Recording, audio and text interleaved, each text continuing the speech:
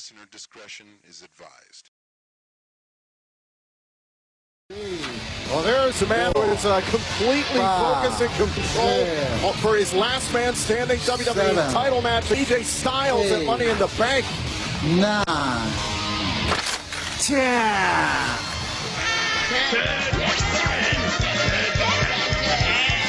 Ha-ha! That's it! Number 10! Ha-ha!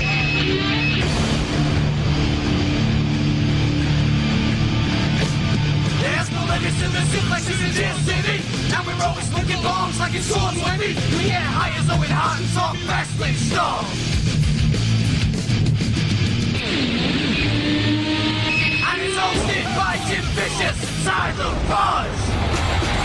This is for the suffer, this is for the proof, this is for the lover, soaking in the truth. This is for the liar, this is for the dream, this is for America.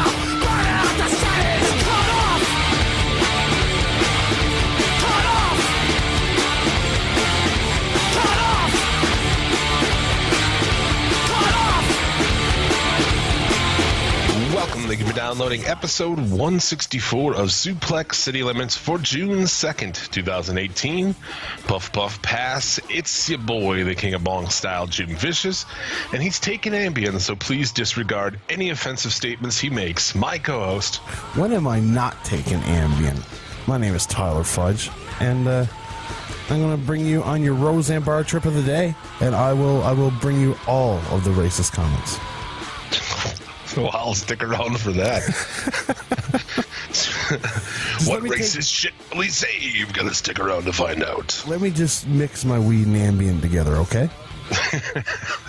All right, dude. Suplex City Limits, available for listening where our fine podcasts are found. You can follow me on the show Twitter at Suplex City Limit.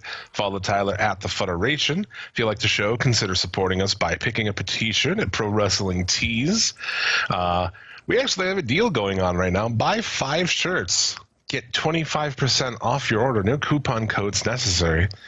That's just going for a few days here, so take advantage of that. Guys, you got to buy your 5 t-shirts, right? We only sell 4, but you can buy 5 and get 25%. Well, you could buy 4 of ours and then, buy a wrestling shirt, suit shirt.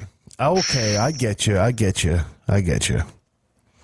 And yeah, on that note, shout out to Michael from Watertown, South Dakota. Picked up a Suplex City Limits classic logo tee. With much love to you, good sir. Hell yeah. Hell yeah. Or you can donate on our Patreon. It's a little as $1 a month. Get on that Brooklyn Brawler tier. Or for a little bit more, you can become a producer of the show and get yourself a shout out. Like all of our friends. Oh, and my list won't load. And my list won't load. Oh. That is funny stuff. I was hitting the wrong button, I think.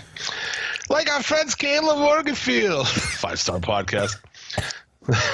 This guy's coughing. I'm fucking everything up. We're off to a good start. The Miz Cast, Casey. Can I interrupt you for a second? I was going through Twitter. Guess. I was going through Twitter. And the Miz guy, his Twitter has a tweet that says, by the way, I'm Klondike Bill. He says he's Klondike Bill? Yeah. No way. I don't know, man. It's a mystery to me. I've tried to get who Klondike Bill is. I can't get it. I know a little bit about Klondike Bill. Oh, do you? Do you? I do. The voice makes me think it's somebody, but... Oh, he's from a different country. So. Is he from a different country? Yeah, he lives in the U.S., but he's from a different country. He's listening to this right now like, his nipples are hard.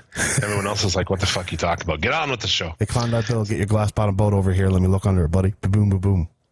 So yeah, shout outs to our producers, Caleb Morganfield, the Mizcast, Casey, B-Rad, the infamous Chris Savage, Kick-Ass Keith Martin, the Maniac Michael Thomas, the Rice-A-Roni Jabroni, Riding on a Zamboni, Tyloney, Insane Ian Jackson, Jumpin' Jeremy Foltz, and our friends at Wrestling Soup Podcast. Much love, Miss Joey and Draper.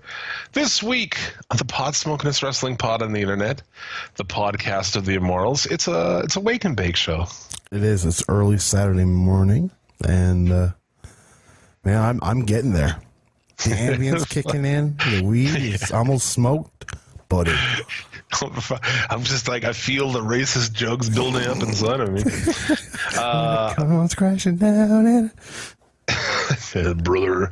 But yeah, we're just going to recap the week in wrestling. Kind of a slower week. A lot of news. Take a shit on Raw. We got Jared's hot takes. Got some bitching with Burbs. So it'll be a fun time. Let's start this bitch off with the news. This week in the news, Chris Benoit is back from the dead and the debut of a consensual penis. Over to you, Jim. I'm Jim Vicious, and this is news to you. Chris Benoit back from the dead. What are we talking about? Well, there is this man named Rockin' Rebel who decided to murder his wife and then kill himself. Yeah. Yeah, it's I don't really know who that dude is. I guess he's like old ECW, like Eastern Championship Wrestling. Well, he was in ECW and CZW. So, all I gotta say, man, is... So you're saying is he was probably a real ring technician, huh? Oh, yes. He was. He was the master of the toe hold, that's for sure. He's a guy that wore a Confederate flag around his head for many years, so, I mean, are you shocked that he murdered his wife? I'm not. Wow. Goodbye, listeners in the South. No. Hey, man, you want to rock a Confederate flag? Go for it. I don't care about you. Yeah, Rockin' Rebel, I mean, just by the name alone, it's like, yeah, it's something I wouldn't be into. No. But yeah, I don't really know who the guy is. I guess, yeah, killed his wife, killed himself. Although, did they come out and say that officially? Because, I mean, it could be the other way around. Well, it looked like they were both found dead in their house. The first rumor I heard, which is usually the one I always go with. He murdered his wife and took his own life because they have a daughter too, and the daughter was still alive or something like that. Yeah. Oh my. I mean, at least Chris Benoit did DC take the kid with him. You know what I mean? Jesus. The Elysia of the decency. Well, I mean, the kid didn't have to grow up without his parents. I suppose. David Arquette. Oh. Yes, we're talking about David Arquette. He has announced a wrestling comeback. He's been training. What? I don't know. Yeah, right. He's 46 years old, and evidently, I don't know. Evidently, he wants to come back and wrestle somewhere. Where the fuck are you gonna wrestle, dude? He's lonely. He's so brown, Ray. For 18 years, I've been trolled on the internet, and people have attacked me. I just want to bring some respect back to my name. Yeah, no. All that went away. All that went away when Courtney Cox left your ass. Oh, my God. I mean, where is he going to wrestle, man? Bar wrestling? Probably, actually. Wherever Macaulay Culkin wrestles. Yeah, bar wrestling. There you go, bar wrestling. Which, by the way, if you go backbreakermedia.vod.pivot, I don't know the website, actually, so I can't even do it. But I heard your plug on the Federation. It's like way too long. It needs to be a way more simple address. But if you want to watch some bar wrestling, you go to that website that's on the Federation. You put in code the Federation, you get it for cheap. So, goddamn, go for it, bros. Bringing your fucking plugs over here now. Hey, man, I've never plugged a T-shirt. Wait till that happens. I don't know. You can plug into it, maybe. Buy yourself a Federation T-shirt. Whatamaneuver.net. Yeah, you gotta go to a different website. You can't get your 5 for 5 deal though. Fuck that noise. I ain't giving you no fucking deals. Io Shirai is going to WWE. I love her. She is fucking gorgeous looking. I would wrap her up in a box, and then fuck that box. Like a takeout box with the little like metal handle and shit. Yeah. It's Just Chinese. Make sure she's still in there with her. Yes, that is Chinese, isn't it?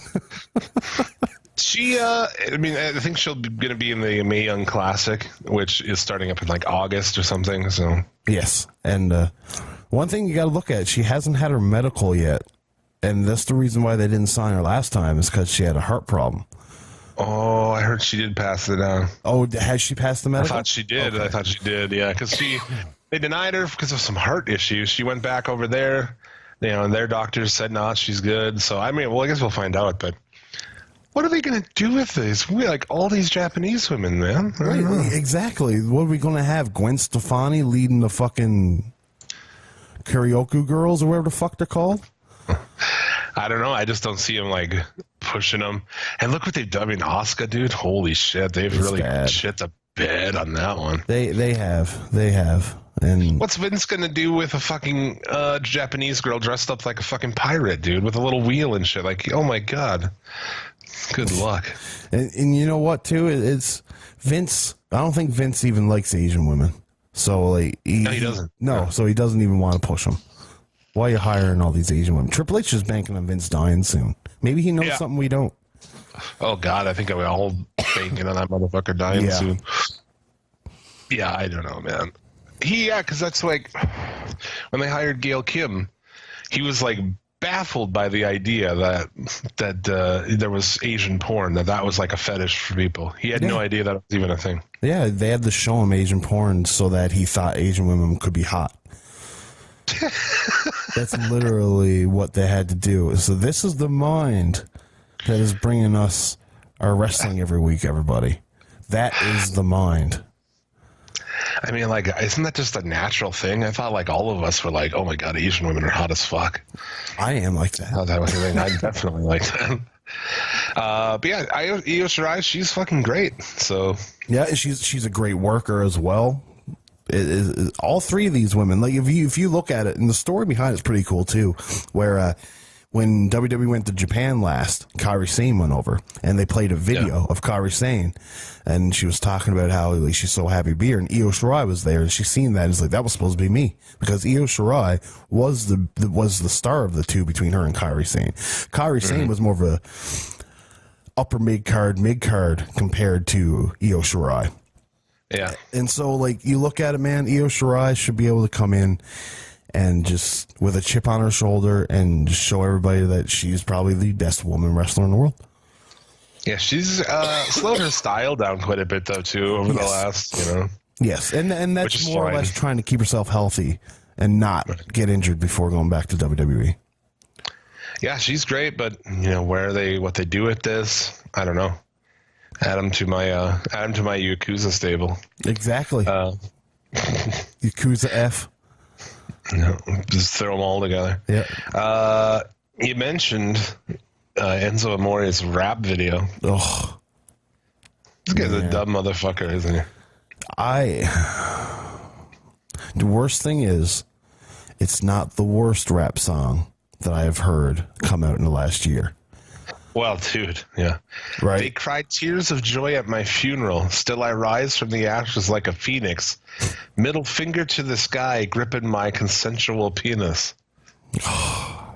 See, the guy is obviously elated to be done with this whole rigmarole, because he goes out at one point in time, he says he's got nothing but respect for this Philomena girl. And then, like, later on in the song, wishes, like, she would rot or something like that. And it's like, man, you're bipolar, aren't you? Yeah, my consensual penis, lion-ass hoe out in Phoenix. When I say that shit, I mean it. Fuck you, Marks, for hating. Just for all my fans waiting. Entertainment's hottest free agent, really. I don't know why he would take, in the beginning of the video, this is all I've seen. I didn't watch this. I mean, I don't fucking, dude, I listened like 5 seconds. The wrestling bit at the beginning? Yeah. Yeah. If you have anybody who who do you think likes you other than people who are wrestling fans? Exactly. Your fans. You talk about your fans. Nobody knows you for anything else. No. So to take a shit on these people is fucking stupid. You're an idiot, and your music sucks. Yep. Everything you just said was true, and there's really nothing else to really say about it other than I'll never listen to this song. Thank God the new Coheed and Cambria song came out. Yeah, how do you think about that? It's pretty good. It is. I fucking love it. Oh, pretty good. I saw that this came out too. I was fucking stoked.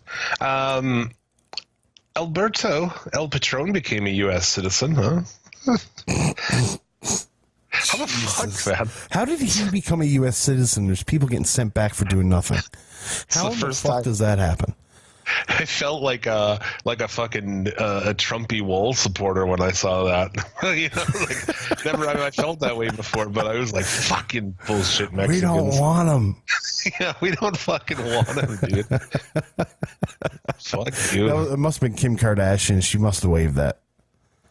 Fuck you, man. I don't want this guy in our country. Have you seen that, though? Kim Kardashian had a meeting with the president. Yeah. Oh, dude, my God. we don't talk about politics here, but we are officially in bizarro fucking world. We are. Feel like I'm in a fucking fever dream. Man, oh honestly. man, Kanye West is going to be running something to once, and we're all fucked. Just Oh my God. messed up. They'll be having like Nobel prizes, and he'll be getting up saying, "Nah, bitch, no." He'll this run, guy." dude. I bet he will run for president. Oh my God. I am gonna fucking kill myself. There's a pedophile running for Congress. Have you been following any of this CMLL shit with LA Park? LA Kind Park of returned. Loosely, yeah, with like doing their match with Roosh, right? Yeah, he's come back. He has challenged Roosh to a hair versus mask match. This is a big fucking deal, man. It is. Man, I've been kind of following some of their shit. I watched their show yesterday, and they did some more build to this. So, pretty good shit, man. This is going to be happening in September, unless he gets fired first. Or leaves, one of the two. We all know He's a what fucking Park- crazy LA Park- person. Yeah, He's like Bruiser Brody, basically. He's like the last standing Mexican version of Bruiser Brody. watch him steal. He'll steal CMLL too from just like Bruiser Brody stole. What was it? St. Louis from Barnett. Yeah. Mm-hmm. I'm really looking forward to it, man. LA Park is well, he's fat. He's fat. But still, I wonder how it's going to go, man. It's going to be really interesting to see if he's going to hang it up here and, if he's going to fucking take the mask off. I don't know. To me, as like an OG Lucha Libre fan, that still means something to me.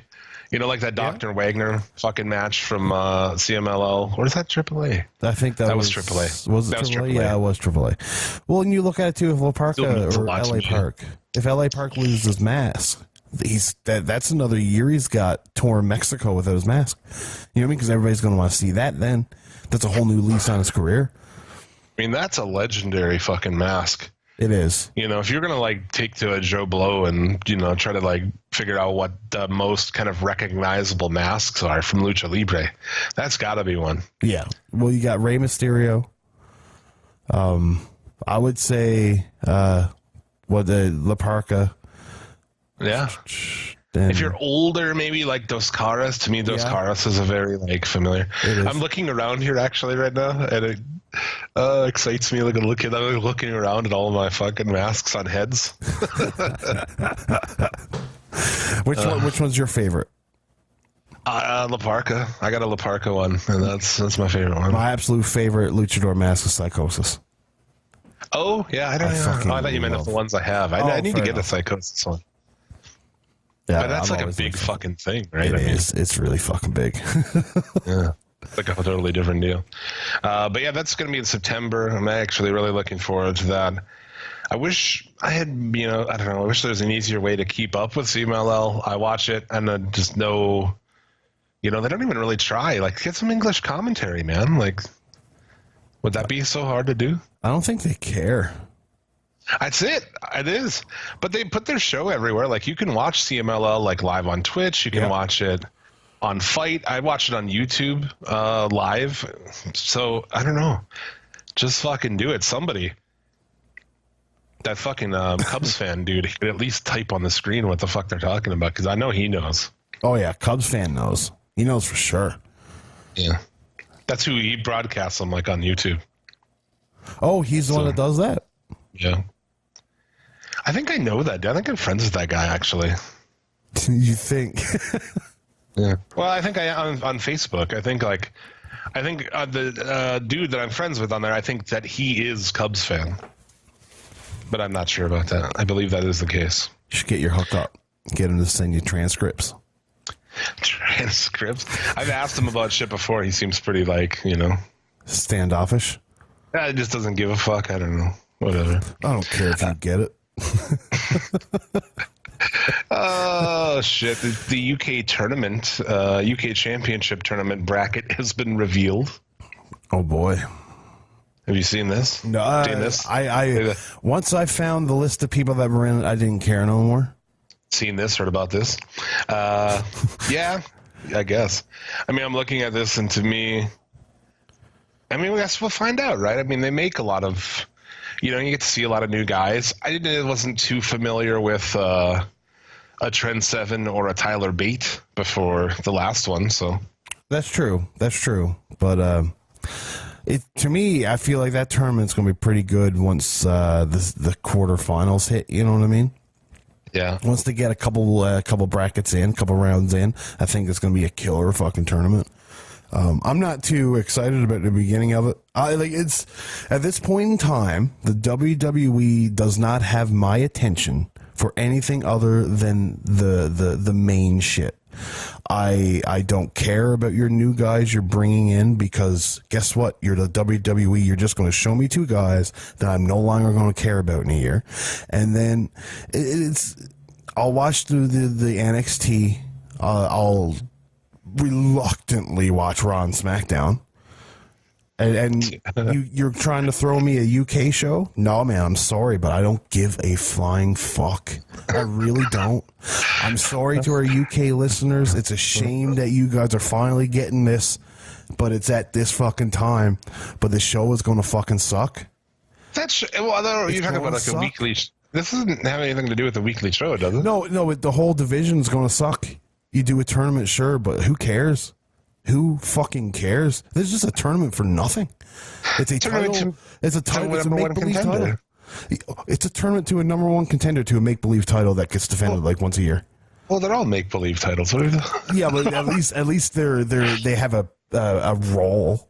What's Pete Dunne's role with the UK title? Nothing. I mean, yeah, I guess, but he's not defending it on the indies out there too. I mean, I can't watch that, can I? So I don't care. I gotta spend more money to get it. So, okay, we have a global audience. Yeah. But I'm just talking about like in a broad sense of things. You know what I mean? So he's defending on the indies. So now you're saying I've got to go buy everybody else's streaming service to see the WWE's title be defended. I'm not going to do that, first of all. Secondly, I only buy 2 streaming services, and that's enough for me.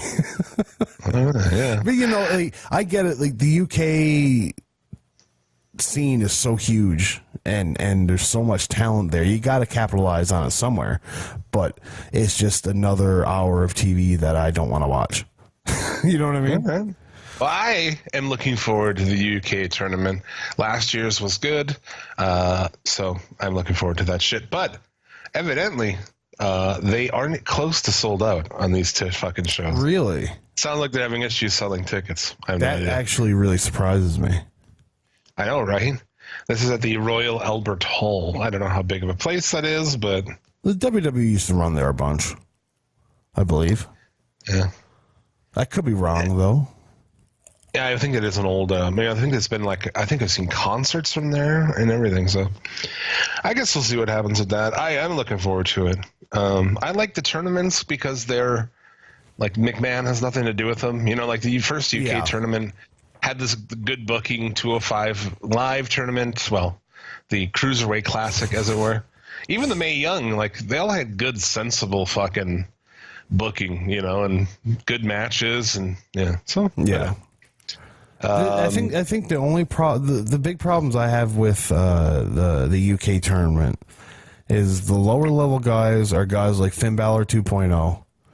He's in this tournament, yeah. He's exactly. In this year. The man with one ear that nobody gives a fuck about, only during these tournaments, Joseph Connors. I don't know if you guys over in the UK care about him, but he does nothing to tickle my taint. Yeah. And then Legero, who would a fake luchador. I don't give a fuck. I only accept one fake luchador, Yeah. And he's playing another role in WWE right now. Right. I think that I'll take Generico as a fake luchador, and maybe I guess the Smash Bros, if you want to consider that. Okay, fair enough. I consider them more of a video game characters. Yeah, but fuck your fake luchador bullshit. Yeah. So Like, that's oh, he's a three people luchador, but he's already. from England. Like, to me, I've seen that guy. I always fast forward. I don't give a fuck. Like, I don't like the, like, UK guy trying to be a luchador thing. No, I get you too, man. It's Anyway. not my cup of tea. WWE has signed Deonna Purrazzo. I'm sure for the Mae Young Classic. Yes. And to try to get a reason to get Marty Skrull to come to the WWE. Oh, is that his broad or what? Yes, that is his broad. I think it's got to be a weird deal, man. You got to be really fucking trusting to like send your chick down to just that whole air, just the savages everywhere. Savages like Otis Dozovich there just staring at you in the corner. and they just want to like fucking double team your girlfriend and shit and tape it. Can you imagine Deonna Purrazzo goes there, tells Marty, you got nothing to worry about, gets tag teamed by Heavy Machinery. Yeah. Tucky. Dutch door, Tucky. There's no way. They're both too big to be Dutch fucking Dutch door. But I would never Dutch door with anybody, regardless. To me, that's too far. For all the people out there that doesn't know what a Dutch door is. Well, yeah, it's the one in the ass, one in the pussy at the same time. And you see it in porn and shit, and it's just like, there's no way, dude. Yeah, no, these guys are agile as fuck. They've practiced this for days. How am I going to do this my first try? I mean, double team a bitch, like if you're on opposite sides. Like you could fuck a chick fucking like from behind, and like she can give me a blowjob. I'm okay with that. Yeah, you got her on the fucking sticks. The Page, situation from with fucking Creed and whatever the Maddox. Yeah. Just she's getting that's right. spitfired. Yeah, that's fine. I'm fine with that. Because then we can fucking throw high fives and shit across her back. And Yeah, do shit. the Eiffel Tower. Yeah, man. A terror group has called the WWE event in Saudi Arabia sinful. Now, let's not preface this as a terror group. It's the terror group, Al Qaeda. We're number one terrorist group. Yeah. This is the sounds from the next WWE show in Saudi Arabia. That's what you'll hear. And then that. Oh, yeah, no, it's he received anonymous warnings from the Yemen-based extremist group Al Qaeda, who has notified the prince that the attempts of modernizing the country are sinful projects. Al Qaeda appeared to single out the WWE, who visited Saudi Arabia this past April for the Greatest Royal Rumble. Said they were disbelieving wrestlers, exposing their privates, and most of them was the sign of the cross in front of a mixed gathering of young Muslim men and women. It's sinful. Boy. How dare you open fucking movie theaters? How dare you let women drive? This red WWE is sinful. At least bring over Ring of Honor, for fuck's sake. I think Al Qaeda just wants like real wrestling like the rest of us. Well, maybe that was the demand. That's why the Prince wanted Ultimate Warrior, because Al Qaeda wanted real wrestling. Yeah, well, and they agree with his stances on homosexuality, so That's true. the Warrior, he's fucking on. Plus, he hates gay people. Oh my god, he's Man. he's like our number one fucking guy over He's here. our ambassador. Somebody sent him a T-shirt and a jib. Oh man, I don't know what else. You got anything else? Let's see here. The CM Punk Colt Cabana trial has begun. I think CM Punk will not get any justice out of this because he is being proved to be a liar, essentially. They had a doctor come in and ask him about the baseball-sized lump. Said it was less than a golf ball. Then they asked Colt Cabana how big the lump was. Colt Cabana says about the size of a half an egg. Yeah.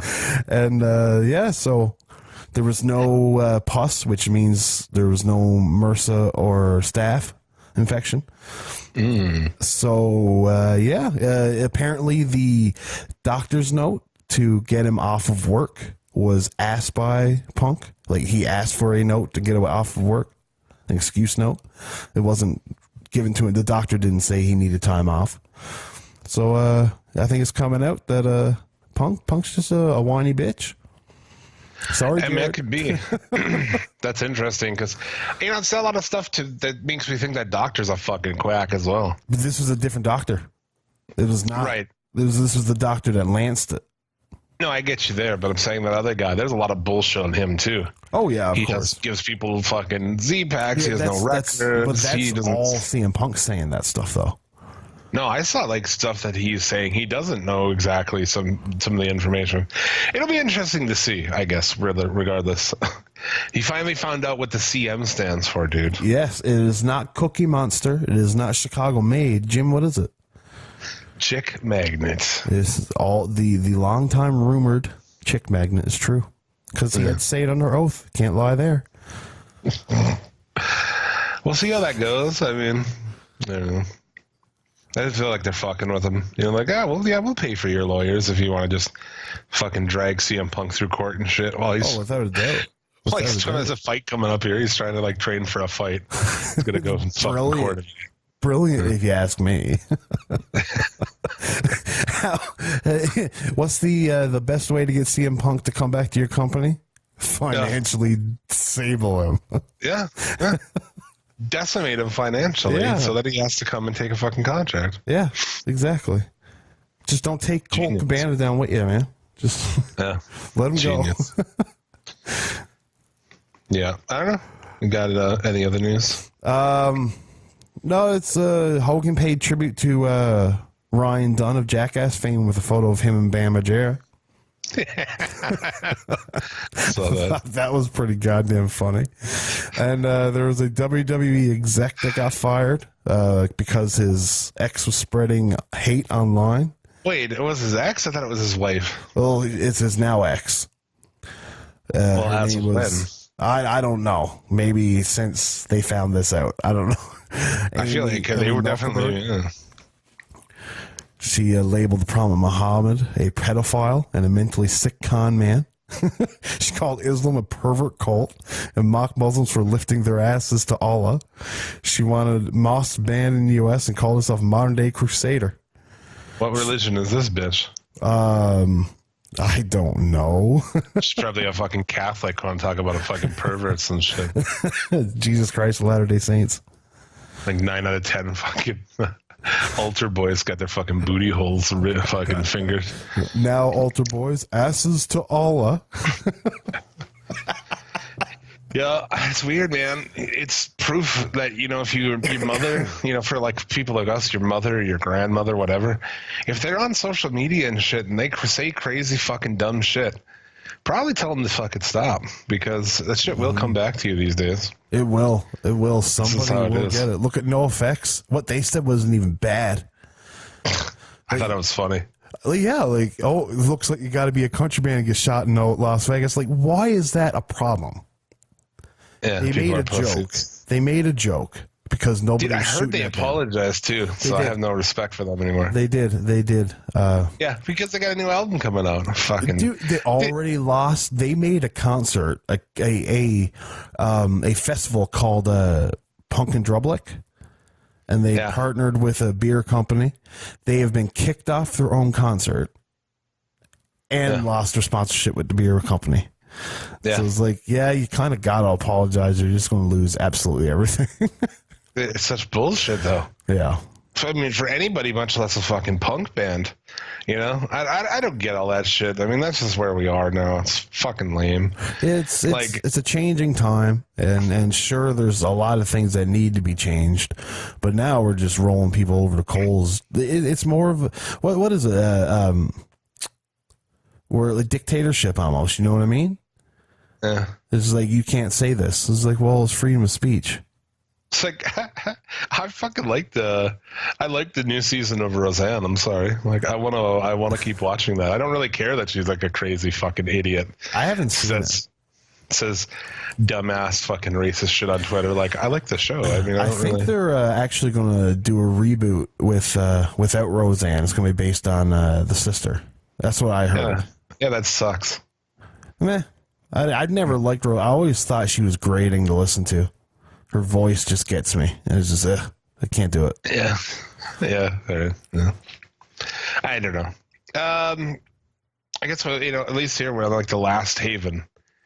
This is like the last stronghold of actual free speech. Because like you can't go on Twitter and say anything you want, but you can come on this podcast and say anything you fucking want. I've never held back saying anything that I felt like saying, about anything. So. Well, see, Jim, there's one big thing. You're not racist. You know what I mean? I don't have racist shit to hold back. You're not racist, so it's not like there's anything the blowback. We might make crude jokes, but I mean, I feel like we've joked about fucking tragedies and shit before. That's not racism. That's just being bad people. I'm saying with no effects. I mean, no effects didn't. That wasn't about race either. No. You're right. You're right. But that's, like we said, that's ludicrous to be raked over the coals for that. If that's all you got for the news, that's all I've got. I think that's all I got. The Suplex City Limits top 3. Suplex City Limits top 3.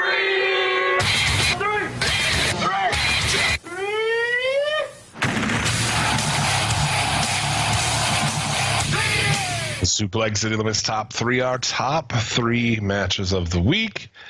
Why don't you take us through it, man? The first match we'll talk about is the ongoing continuation of the Dragon Lee Hiromu Takahashi feud from the Best of the Super Juniors. I believe it was night 6. This night, go fucking figure it out for yourself. Too many to keep track of. It really was. There's so much going on. They go outside. They brawl in the crowd. They do the usual crazy spot. Dragon Lee does a drop kick over the top rope to the outside onto Takahashi, and how he didn't blow his knees out, blow my mind. It's unbelievable. Yeah, fucking ridiculous. Really good match. I wouldn't say their best match though. No, but really good. I mean, would you give your best match to a spot show in Japan too? You know what I mean? That's only. I wouldn't do a drop kick over the top either, but no, I wouldn't either. That's just me. But Lee would hit the Dragon Driver and we would get the win, and man, it was so good. It was still a great match. Those two are just that they're each other's favorite opponent. So when you put them together, it's always going to be fucking good. It is. I agree completely. And see, it's been like going on. There's the background of it. It's always going to be like if you pay attention to the long-term story, it's always going to be something every time they fucking wrestle. Yeah, you know? Yeah, it will. And luckily, we only see it like once a year. Yeah, good shit. The next match is Will Ospreay and Yo, the second half of Roppongi 3K. And this match was good because you had both men are members of Chaos, and it was kind of the veteran junior wrestler from Chaos putting the young junior wrestler in Chaos in check. And it's like, hey, you think you're good, but watch out. This is what's going to happen to you. And he just starts kicking the shit out of him. I fucking thought it was great. The story they told was good. Will Ospreay needs to stop selling so much with his mouth. I don't care if you scream. You just sound like a pussy when you scream. Just show it in your face. Leave it alone. Or use the scream here and there. He does it way too much, I think. Yeah. Yep. If a guy's been working his fucking back the whole match and then gets him in a fucking, a submission for the back, then do a scream, you know? But when he kicks you in the back, no. Yeah. With you there, man. And the third match, I'm going to bring it over to you because I'm not going to lie, I didn't see it. It was Kingdom taking on the Hung Bucks. Yeah, Kingdom defeat the Hung Bucks on night 1 of the Ring of Honor United shows from the UK. I don't have much. I don't really have a review of that. I looked at the card for each night. There's 2 nights. And this is the only match that jumped out to me as something I cared to see.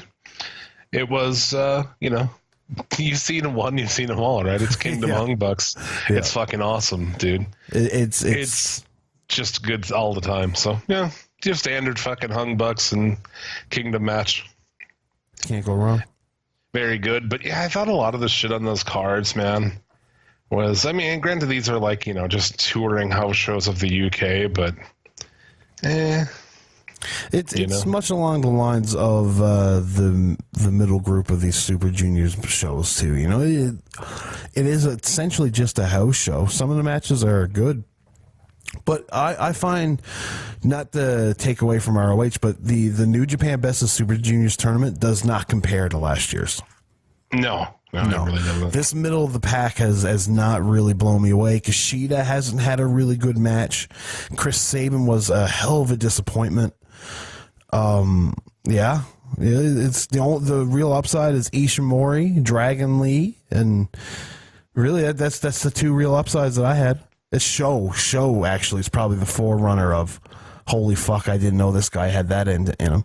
Which in night 10, Show starts shooting invisible arrows at Rusuke Taguchi, and it's absolutely amazing. That's awesome. That is awesome. Oh, yeah, as far as like Ring of Honor, they got the Best in the World coming up June 29th, so that should be good. Be interesting to see. Cody rematch against Dalton Castle. And we all know how that's going to work out. Yeah, I think so. Well, I mean, they wouldn't hint at, you know, the NWA champion taking on the ROH champion at All In if they weren't going to do it. I thought that was a very poor decision to do that. Why did they do it that way? To announce it before it happened? I don't know. I really don't know. Yeah, I mean, you kind of fucking ruined it. Yeah, and you know, it's I don't know if I'm in the majority. I don't give a fuck. I don't care about Nick Magnus taking on Cody Rhodes. I really don't give a fuck. Yeah, for a belt that isn't even from a Fed. It's a weird thing, man. Hey, you want to know something too? I'm sure this has happened before. The NWA title against the ROH champion. It's not like it's new, because what was going on in 2002, 2003, ROH was going on, and the NWA TNA was going on, and they were trading people back and forth. So it's part of my issue with the whole NWA thing, I think, is the people involved, the champions. You know, they haven't had anybody yet who I'm like, who I give a fuck about. Well, what was it, Tim Storm? Yeah, right, yeah. And now Nick Aldis or whatever the fuck, Magnus, whatever the fuck he's going by now. Nick Aldis, and I just could not give a fuck about that guy. No, me neither. I really don't care. They should fucking thank their lucky stars if they can get Cody Rhodes to carry that fucking thing around with them to Japan. Right. You're fucking right. And so can you please carry this fucking belt around? But who's he going to drop it to? I guess Cody doesn't give a fuck. He'll drop it to somebody. Yes. He can drop it, and he can drop it back to Magnus if he wants to. But this is just Cody giving that belt to Rob. He's obviously going to win it. It's his show. He's not going to lose. Yeah. Speaking of Cody, you want to talk about the fucking that StarCast shit or what? I mean, how some people are spending $600 to go sit at a table. Yeah, dude. Mark's my thoughts on it is, if you want to do it, go for it by all means. Like, it's if that's what you feel like you need to do, cool. I'm not going to. Yeah, dude. $600, you get yourself a table, and then I guess it costs set it up and set it down every day. Fuck that, man. I'm paying for exercise. No, I'm good. Well, why would you? What are you going to get? And like, Cody was kind of talking shit to Wrestling Soup, and he's like, "Oh yeah, happy to give him a payday and shit." Like, how is he going to get a payday out of that? There's no fucking. I don't know. It's just stupid. It's that like wrestling podcast bullshit thing. You know, I don't know. You see these shows that'll start up, and then they just immediately like. You can tell they're wasting tons of money on like Twitter advertising and shit. Twitter advertising is expensive. And they do it though. You probably know some of the ones I'm talking about. And like, it's like, what are you guys doing, dude? There's like a zillion other fucking shows. It's like, why are you even starting a fucking wrestling podcast right now? Well, and look at it too. You got to pay for every retweet, every like, every follower, everything that you just go that happens during that promotion, you got to pay. It's like 50 cents per retweet. And it's like, man, what if you get like a fucking ton of retweets? Am I supposed to pay Twitter $4,000? I fucking know. But yeah, that StarCast shit is fucking dumb. Like, you know, go sit there and like act like you're important and shit. and now, mind you, I'm sure that some of the cost of your table goes to renting the building you're in. I'm sure that has something to do with it. Yeah. Right, but that's an awful expense. I mean, I guess if that's what you listen to, and this isn't a knock to anybody who like listens, who does that, but I can't take the fucking we're generic interview with same guys who are on every other podcast. It's like, hey guys, check out our interview with fucking Nick Aldis this week. Like, hard pass, bro. You know, hard fucking pass. That's what we're talking about this week. It's like, I like that at least, you know, our show is counterculture. I even know what show you're talking about that had Nick Aldis on. I even know. I don't know what show that is. I just made that up. Big Gold Belt. I don't even know who that is. I thought you'd seen it. I just picked a fucking generic ass guy who's on every other podcast, and like, oh yeah, he's on our show, and like we ask him like 2 questions for 5 minutes, and then he fucks off. Yeah, Bobby had JTG on our show for 15 minutes. Well, that's true, but that was like more like the fucking irony of it being JTG of all people. You know, like, it wouldn't if it was like some other fucking, I don't know, to me it was just funny. It was like, oh my god, this is like, it's so on the nose that it was funny to me, you know what I'm saying? Yeah. But yeah. He's a heat magnet, we're a heat magnet. Yeah, man. Exactly. I'll keep going with our punk rock fucking counterculture podcast here. Yeah, that's about it. We were doing top 3, right? Oh no, that was Starcast. Yes, Starcast. Yeah, no. Yeah, I don't know. I thought we were why did we bring that up? Oh, we were talking about fucking NWA and all that bullshit. Yes. I just wanted to shit on the Starcast thing. I knew you were waiting to. I'm surprised I remembered. Jim, what's the weather like down there? I don't know. We're going to have to find out by sending it over to our weatherman, Stu Hart.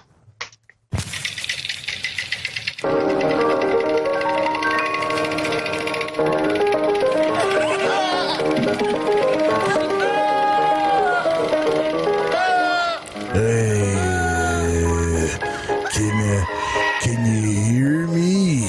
Yeah, coming in loud and clear, Stu. Oh, thanks. I was hoping that my mic was working.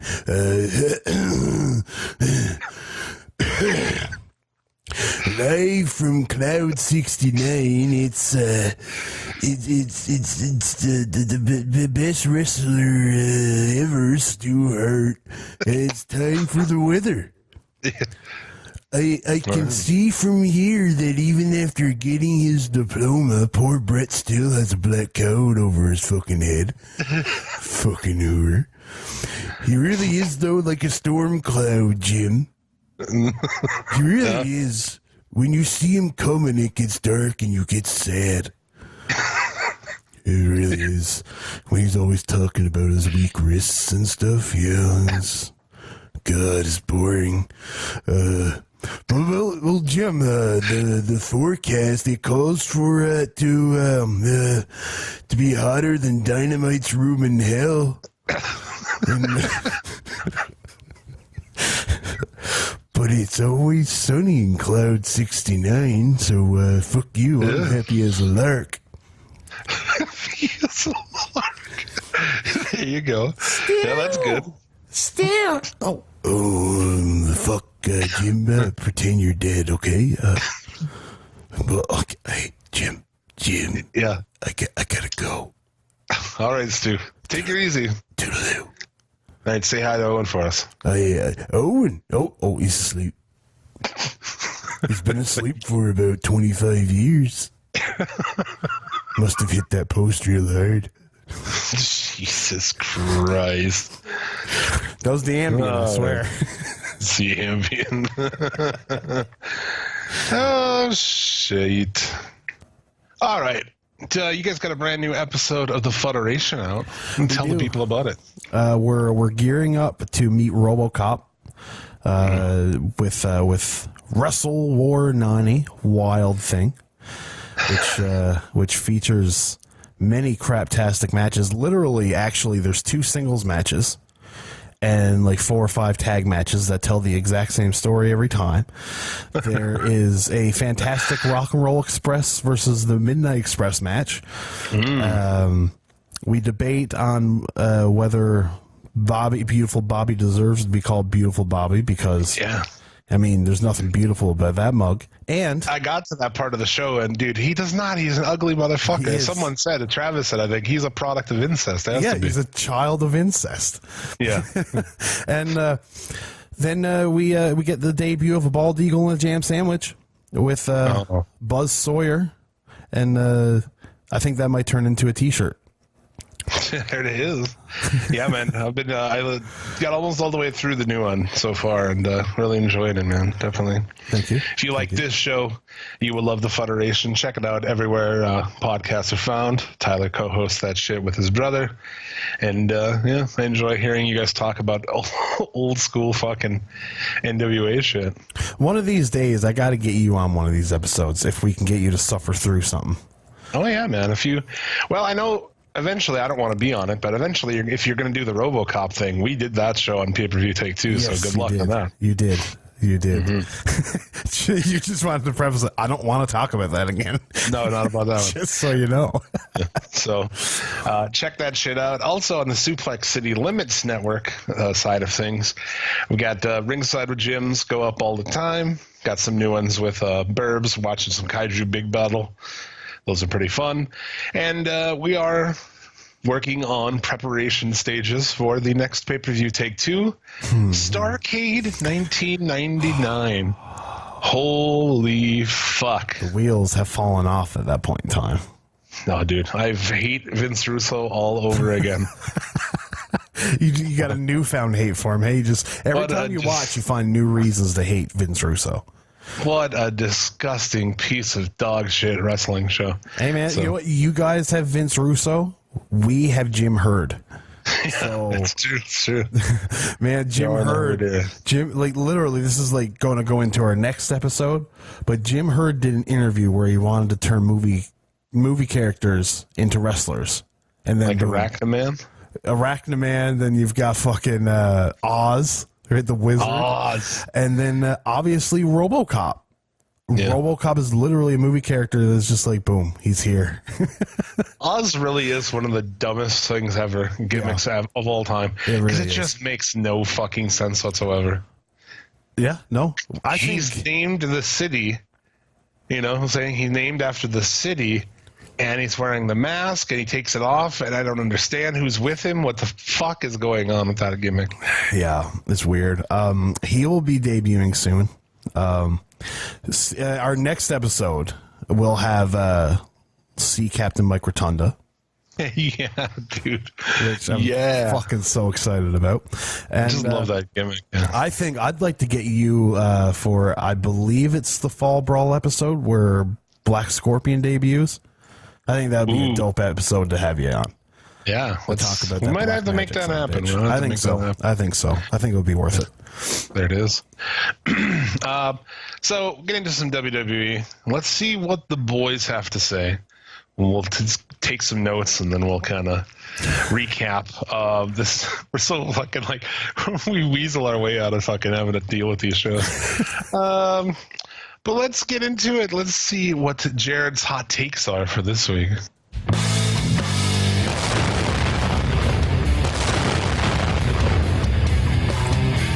Jared's hot takes. Hey fans, this is your good pal, NWA famous announcer, your good pal Bob Cottle here. This week doing Jared's hot takes. Jared is a busy guy. First things first, he wanted me to say that this week this week's hot takes. He said, Bob, whatever you do, you got to plug the sponsor. And then I forgot who the sponsor was. So I'm going to go with my sponsor this week for Jared's hot take being delicious corned beef hash. Get yourself a nice big old dish of corned beef hash. Nothing beats a good old meal of that. That's a hot take right there from your good pal Bob Cottle. Hot take number 1 in this week in professional wrestling on Suplex. Suplex in the City podcast here. Good pal, those the two men who run this fantastic podcast. Hot take number 1 in professional wrestling is I don't like that no good son of a bitch. Tully Blanchard, not a fan of his. Oh, what a jerk he is. Really looking forward to this weekend when I can go back and watch some of those Tully Blanchard matches with my good pal Terry Funk's gonna come over. We're gonna smoke a brisket, and we're gonna enjoy some old wrestling. And Terry Funk said we're gonna watch some of that old egg sucking dog Tully Blanchard matches. So that's my hot take this week. Tully Blanchard was a no good son of a bitch. Hot take number 2 for professional wrestling hot takes. This is again Jared's hot takes done this week by Bob Cottle, and my other hot take this week is not a huge mark. I don't really like to use insider terms, but in this case, I'm going to tell you I'm not a big fan of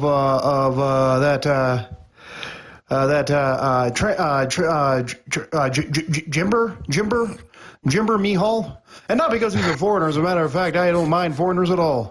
Probably one of my favorite people is an Indian fellow who works down at my local gas station. We always talk for a good solid 30 seconds when I'm getting my favorite hard candy. I go down there and they got it. You can get 4 pieces, 4 pieces for a quarter. Whew. Hell of a deal for that hard candy down there. You can't beat that. So it's not because he's a foreign fellow. It's because the man can't wrestle.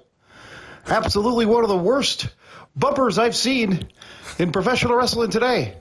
He has no idea what he's doing. He looks like, as my good friend Arn Anderson once said, he looks like a monkey fucking a football. It is ugly out there. Whew. It is ugly, U-G-L-Y, as ugly as Ronnie Garvin looked in drag back in the day. Go look that up. Miss Atlanta Lively. Next up. Again, this week's Jared's hot takes.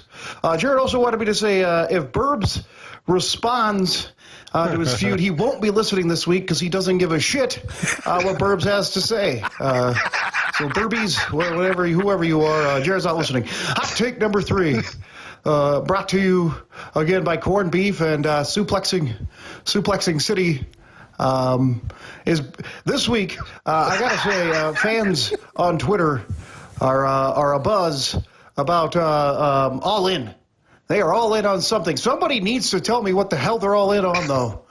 All I keep saying is we're all in. Cody Rhodes was all in. Flippy Borden. Apparently he's not all in, but he's trying to be all in. I don't know what they're talking about. I would love to know. So if someone can tell me what they're all in about, that's what I'm hot about this week. What the hell is all in? And can I get a ticket? Probably not. All right. Well, thank you so much for tuning in to Jared's Hot Takes. I am real sorry he couldn't be here this week. And again, thanks to the hosts of this show, Jim. I think I finally got that one right, and the other one just escapes me, but he's from Canada, so you know he sucks. All right, well, thank you so much, and have a wonderful week. And remember, fans, wrestling is a sport. It's been a long time since we've heard that close. Wrestling is a sport. I was going to say, I hope he closes with wrestling is a sport. There you have it, Bob Cottle. You can follow Jared from Jared's Hot Take, even though he wasn't here this week, at JaredPPVT2 on Twitter. You can also hear him on the Pay-Per-View Take 2 podcast with your boy Jay Vish. Good shit. Good shit is right. Now we just gotta hope that Burbs brings in the Raw talk. Fuck.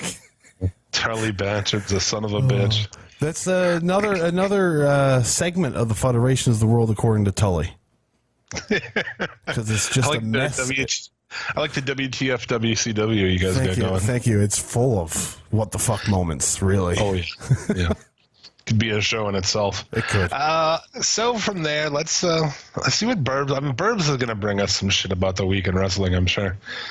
I would have. This week. Hey, listen up, all you sloppy jalopies and grandmamas and poppies. I want to diss all my fans, okay? Thank you, fuck yourselves, teach that. Look at you, supporting the business that got me a name with your phone in your hand like a weirdo. Why ain't you holding it with your penis like normal people? When was the last time you had a 2-month social media charge? I've been banned off Xbox Live. Get the fuck out of here. Bitch, you don't know how it is to live with a small penis. You ruined my image of being a dickhead beforehand, and now I'm known as a dickhead with a bad image and a small penis. Fuck you, you baloney pieces of shit. Don't thought I was gonna talk about the elephant. I'm gonna talk about anything irrelevant. I can't rap, but just cause I rap fast, I can't discard the fact that I'll never be a better one. Nothing but love in it. Fuck them up on the pen and now I write out lyrics. WWE's not involved in it cause they were afraid I'd take the law like gimmick. And plus I always sound like I'm over the limit. Now I fucking sound like a dog with a list. What abortion is this? What has brought me to this?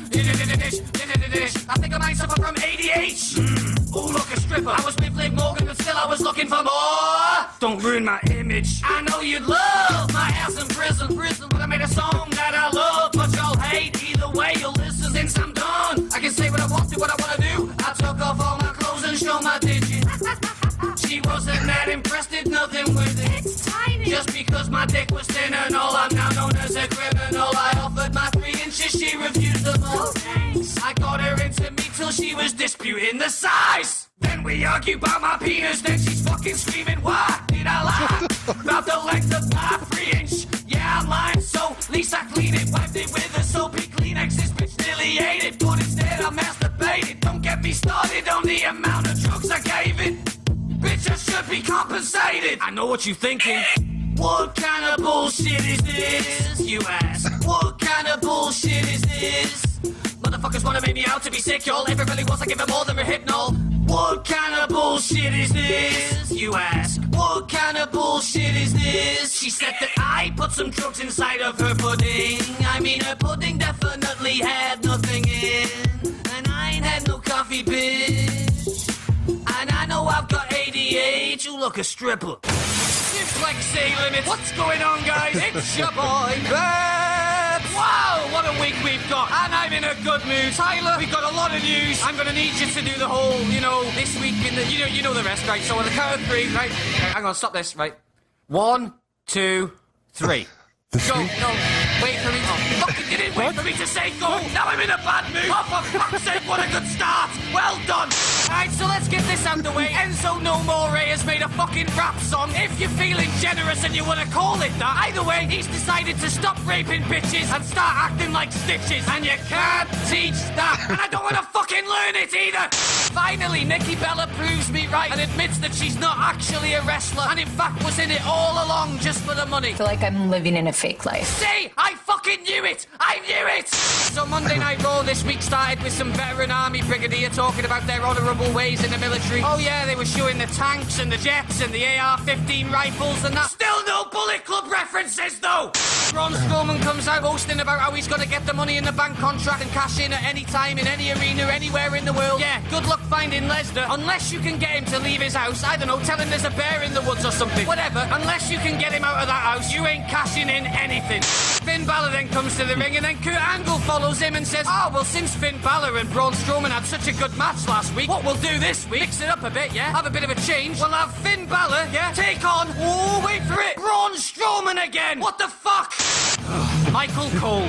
Michael fucking Cole. During this Finn Balor and Braun Strowman match that I've definitely never seen before, Finn Balor gets thrown over a barricade and Michael Cole's like, oh my, it was into the WWE universe. No, it fucking wasn't. It was into 3 people and 2 of them were security guards. Mighty Morphin, burn it down. Seth Rollins comes out as the Red Ranger and he points Elias to the door and just like that, he gets up and fucks off. Hey, I tell you what, if you've got powers like that, why don't you show your boy Roman Reigns the door? Nia Jax comes out and that prick Michael Cole says, here's one woman who doesn't look over her shoulder. Yeah, because she fucking can't. Anyway, Nia has a match against some jobber whilst Rousey's on commentary and she says she's never seen anything like Nia. Yeah, try using Google Earth. She calls Rousey out to the ring and then leaves when she gets there. Ronda's face explains everything what I was thinking. What the fuck? Corey Graves says Nia's on a whole different planet. Nah, she is another planet with its own gravitational pull and it attracts no atmosphere. Matt Hardy and Bray Wyatt come out. Michael Cole talks all over the entrance music and says Matt has a spell over Bray. Can they not just be fucking friends? And it's King Maxwell, not Maxwell, you fucking knob. Sami Zayn says he apologises because all he wanted to do was entertain and not provoke. And they weren't even his sisters. In fact, they were men. Told you. Yeah, I knew they were men. I was just joking last week, obviously. Funny you lot. Anyway, Apollo Crews comes out blatantly on steroids. Oh, it's Lash? Oh, right. Right, so Bobby Lashley comes out talking about soldiers to get himself over. I can't wait for Lesnar to kill this guy. He demands that Sammy shakes his hand. Psych! He's got one of them electric shock things in his hand. Ah, what a crafty Bobby. Mickey James is spotted backstage talking about Money in the Bank and how she's gonna win. In the background you can see soundproof walls, which only means one thing. Another song! No! Drew McIntyre comes out accompanied with Dolph Ziggler ready for his next match against Chad Gable. Mate, Dolph Ziggler don't have go away heat with me. He's got fuck the fuck off heat dressed up like a whore version of the American flag. Next thing, we've got a food fight on our hands. Oh, fuck this. Next! Anyway, so after this, we get... Are we really having another women's main event? Oh, fuck this! Let's go to SmackDown! This week on SmackDown, oh, you're fucking joking. A dance-off? Anyway, we start with Samoa Joe coming down. Fuck that. The Samoan Cold Joe. Sorry, I just think that's a bit racist, Samoa Joe. It's not like I go ISIS Jinder. Anyway, so Joseph, who happens to be Samoan, comes down to the ring, climbs a ladder with ease and unhooks the briefcase with no issues, no misstepping on the ladder, no attempted reaches for the briefcase every fucking step he takes. Basically, the normal way, and also the way that no one will do at Money in the Bank. Because then it's time to all suddenly act like toddlers climbing up the fucking stairs. He continues to talk about Money in the Bank whilst holding up the briefcase. During this, I was thinking, I wonder how long it'll actually take for that perfect-looking box to get all battered. Ironically, that's the exact same thought that went through my mind when I watched me first Page porno. Daniel Bryan comes out to confront Joe, who happens to be Samoan, and next thing, Test appears without Albert and attacks the man with the wife who shall not be named, and the Samoan called Joe with a heavy clutch and that Money in the Bank briefcase. I knew it wouldn't be long before I'd see two guys with their heads buried into that box. Whoa, deja vu. Nakamura backstage with the most patronising racist promo I've ever seen, throwing cue cards everywhere with 1 to 10 on them. Looks like he's learning his numbers well, but when the promo faded out, it looks like he was struggling to count them on his fingers. It's like so racist saying that we can't understand what he's saying. Don't worry, mate, I got your back. I hope you win and prove them wrong at the upcoming Last Man Standing match that you chose. Go on, Shin, I got your back, Shin. Shin. Fuck you, Michael! Paige is backstage trying her hardest to look like Snow the product. Anyway, she gets approached by Mandy Rose and the bitch that looks like she's from Angry Birds sets up a fuck you match against Asuka. She walks a little bit further on to see Renee and she says Cass, who happens to be big, has pulled another crafty one, and also no one speaks for her. Yeah, apart from your mum when you go MIA. Me good mate Shin comes out for a match against Ty. Oh yeah, I forgot about you. Dillinger. He beats him, gets on the mic, and then starts throwing about 9 or 10 insults towards Ty Dillinger. I don't know what any of them are, but it sounded pretty intense. I've tried to work it out, and it sounds like he said, "Want to see more ISIS separate my head." But I don't know for sure if that's what he said. Sounds pretty fucking dangerous. Don't mess with him. Then we go to a Popeyes commercial. Popeyes, you know, for chicken. And what do? They show footage of the figure 4 rather than the chicken wing. Fucking well played. Next thing, it goes to what appears to be a new segment on the show, which I'm guessing they post a new joke each week. For example, this week, it said that next week's Raw was a must-see. Tell another one. Just a side note, why is Big Cass called Big Cass? Like, yeah, he's big, and his name is Cass, but there's no little Cass running around. Maybe if Carmella hadn't dropped his ass, there might be. Oh!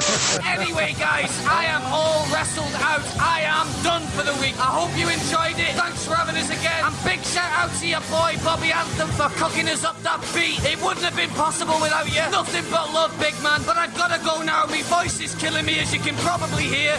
I blame Tyler! Peace, boys! Peace! Why does he blame me?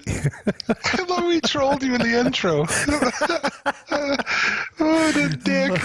That's a boy, MC Burberry. Follow him on Twitter at Burberry Beats with 3s instead of E's. Check out his YouTube channel. And check out the new Bitchin' with Burbs YouTube channel.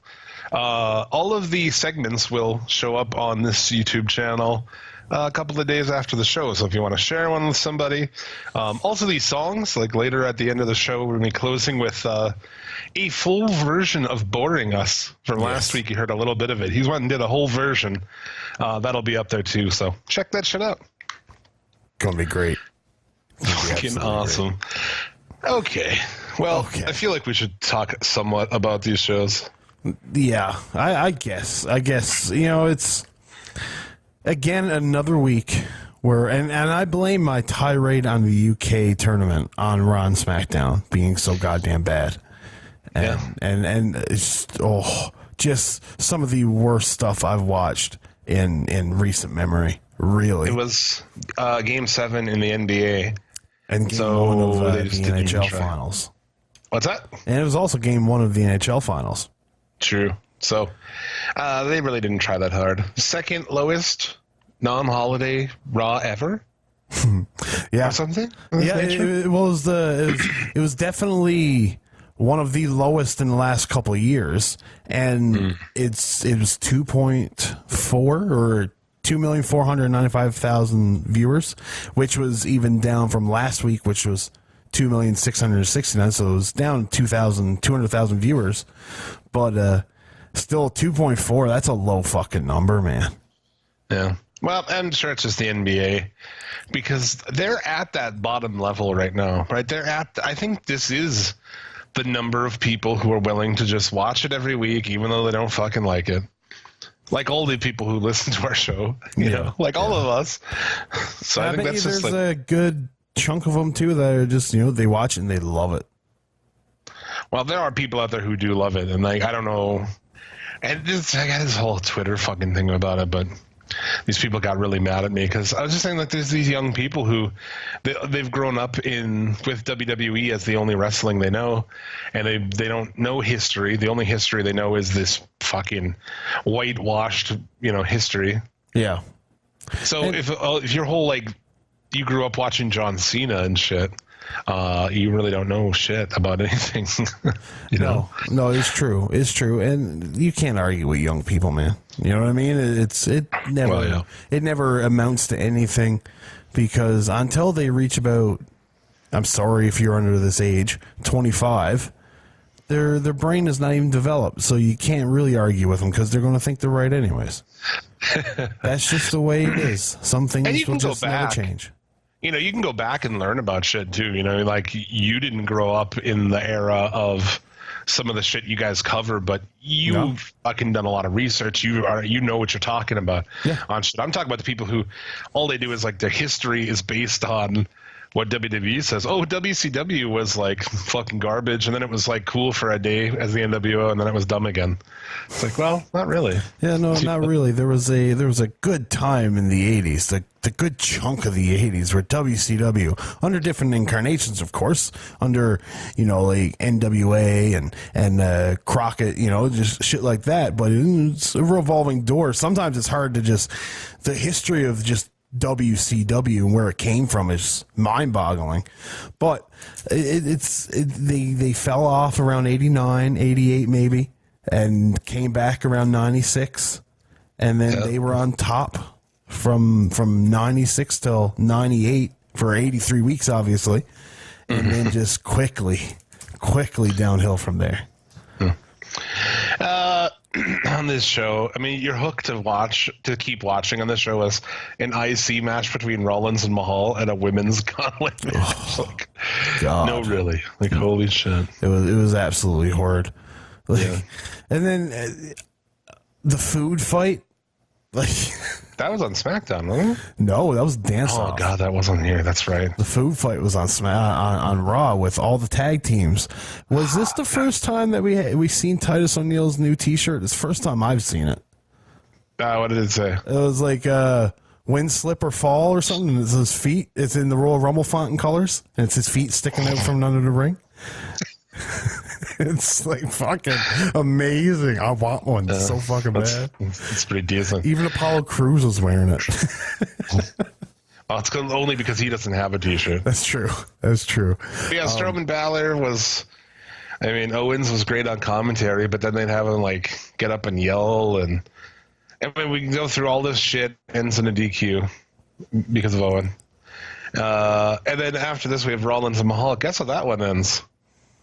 It ends in a DQ as well. Yeah. Great. And Rollins getting stretchered out on a stretcher. Oh, for fuck's sake, dude. Your first two matches of the show is like a little over an hour, and they're both DQs. Like, awesome. It's a great show, boys. Yeah, and then they follow it up with another doozy of a match. The immovable object, Nia Jax. Oh, was it her? Dude, that was. Oh, it was too. Shit, You're right. You're right. Okay, Yes, well, they follow up with two doozy matches. Yeah, this was awful, I thought. I hated this. Is Nia Jax a heel again now? Yeah. Like, she was babyface for how, like, 4 weeks? Yeah. Like, literally now, what this story have said is that Alexa Bliss was telling the truth. Yeah. Oh, yeah. So now Alexa Bliss has a sympathetic bone in her body, which should never happen.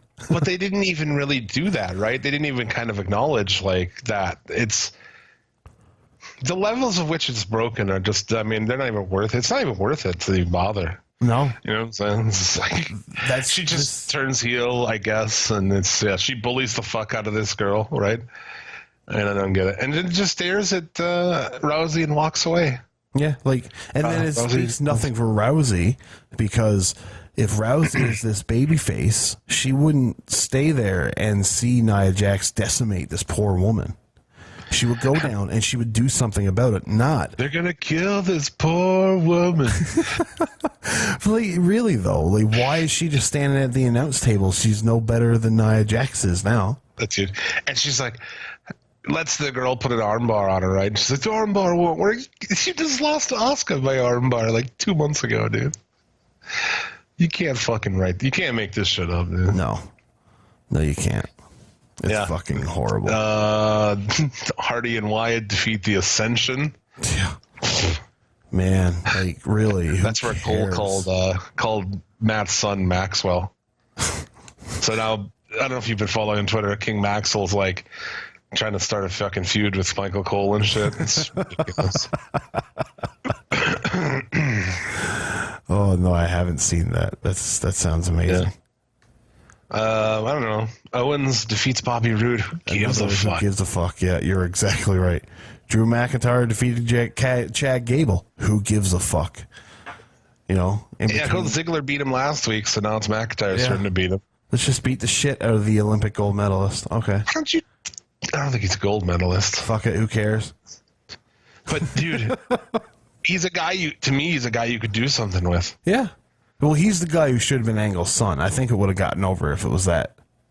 Oh, I don't know. Maybe. Oh, Chad Gable's funny enough for it to have gotten over. I think so. Instead of Jason Jordan trying to be serious and cry all the time. You know, he's clear. They just have no fucking idea what to do, so they just haven't brought him back. Good. But he's completely cleared. I've never not wanted to see someone on my TV more than now. And Jason Jordan. I feel like they killed that kid, man. They killed that kid's career with that shit. Oh, yeah, they did. He's got no chance. I don't see him doing shit ever again. No, I agree. They need to bring him. If they do bring him back, well, they will. But they need to just never talk about it again. Never do it. Never deal with it. Never talk about it. Just fucking move on. Yeah. They will. They'll probably bring him back and put him back with Gable. Fucking make it a tag team again. Yeah. What would you think if they came back and he did this whole angle where he was lying? Oh, and it was Chad Gable. Oh, God. No. He was beating Chad Gable off in the locker room. Took some cum off his finger and was like, I'm going to pretend this is mine. DNA test. he fucking has Gable fucking cream pie him up the ass. Yeah. And then he fucking swabs. He like waddles to the bathroom and fucking extracts it out of there with a turkey baster. Puts it in a mason jar. Oh, fuck. So yeah, the barbecue, dude. Huh? Man. Okay, there was parts of it that I liked. There were little things. Yes, very little things. Like Rhino eating the whole fucking tray of sandwiches. Yes, that was absolutely amazing, which is definitely our episode picture this week. And then, unless you have something better. Not sure. But we also, I did like Heath Slater calling it a feast. And I did like Titus O'Neil when he was saying, "Where's the ribs? Where's the brisket?" Yeah, I like that Apollo and Titus got pissed because there was no black food. I fucking like that.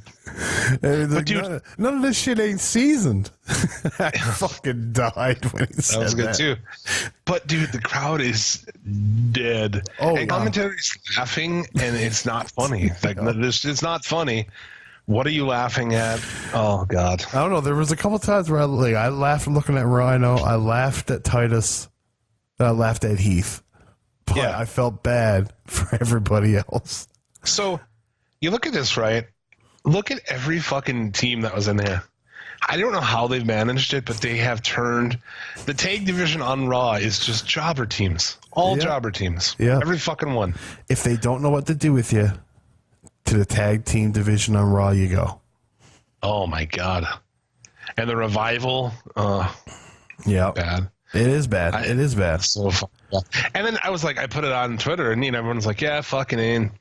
Then somebody's like, what about Authors of Pain? I was like, oh yeah, what about those guys? Yeah. They're on main What event. the fuck? Were they? Yeah. Yeah. It's a I'm shame. not saying you put them. I thought that you should have just like they come down. It's like, oh, who's going to be number one contender and all this shit. Though they just come down And kick kill everybody's ass. everybody.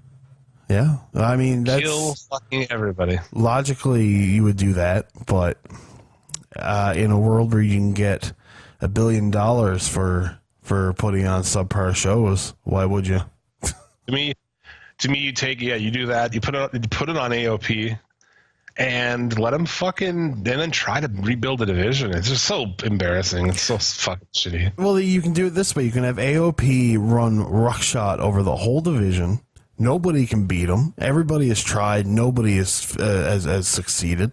Now it's anybody want to try to beat us? Yeah, we'll take on anybody. And you can get tag teams from everywhere. You know what I mean? Tag teams from NXT. Tag teams from SmackDown trying to dethrone this fucking unbeatable team. You know, make them the LOD of this era, and fucking just have them run over everybody, and then you'll have that one team. It's like, oh, this team can do it. They can't book a single angle that we give a fuck about. No, or a decent story, and we're asking to fucking have a well put together fucking tag division. Yeah, no, that's true.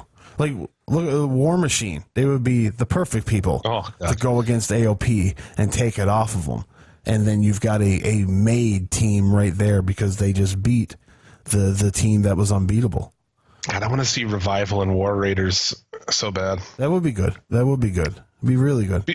Yeah, War Raiders. We'll get into NXT a little more here in a bit, but dude, there's not even on this takeover card from what I see. So no, probably not. Probably not. It's a shame. Not really sure.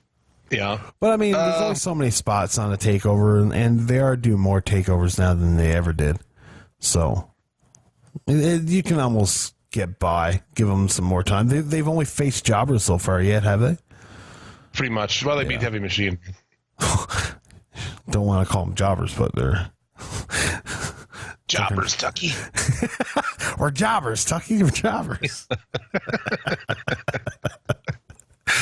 Next week is a tag team battle royale. Oh boy, for the number one contender. So, can you imagine what I will be doing when that comes on? There's a certain button on my remote I think I'll press. Yeah, I don't blame you there. And then we had the women's gauntlet match, which fucking sucked. Oh my god, Bailey pins Liv Morgan in 10 seconds. Yeah, this is absolutely fucking. It's just. Bailey beats Logan and gets worked over by him. So, I mean, dude, it takes her a minute and 27 seconds to defeat 2/3 of the Riot Squad. Yeah. Yeah. Hey, can you name a single chick from that that little wave of influx of women coming in that they haven't killed completely dead. They've killed every one of them. Vil, Rose, kind of. The rest of these chicks, they've been all murderized. They have. It's. Yeah. They were only brought up for the Women's Royal Rumble, and they didn't care what they did with them after, because it's the WWE. We can only push 2 people at a time. Yeah. Right, so they're pushing Nia Jax and Ronda Rousey now, and that's really all they care about. Yeah, Dana Brooke is in this match too. Oh, Jesus. Yeah, it was.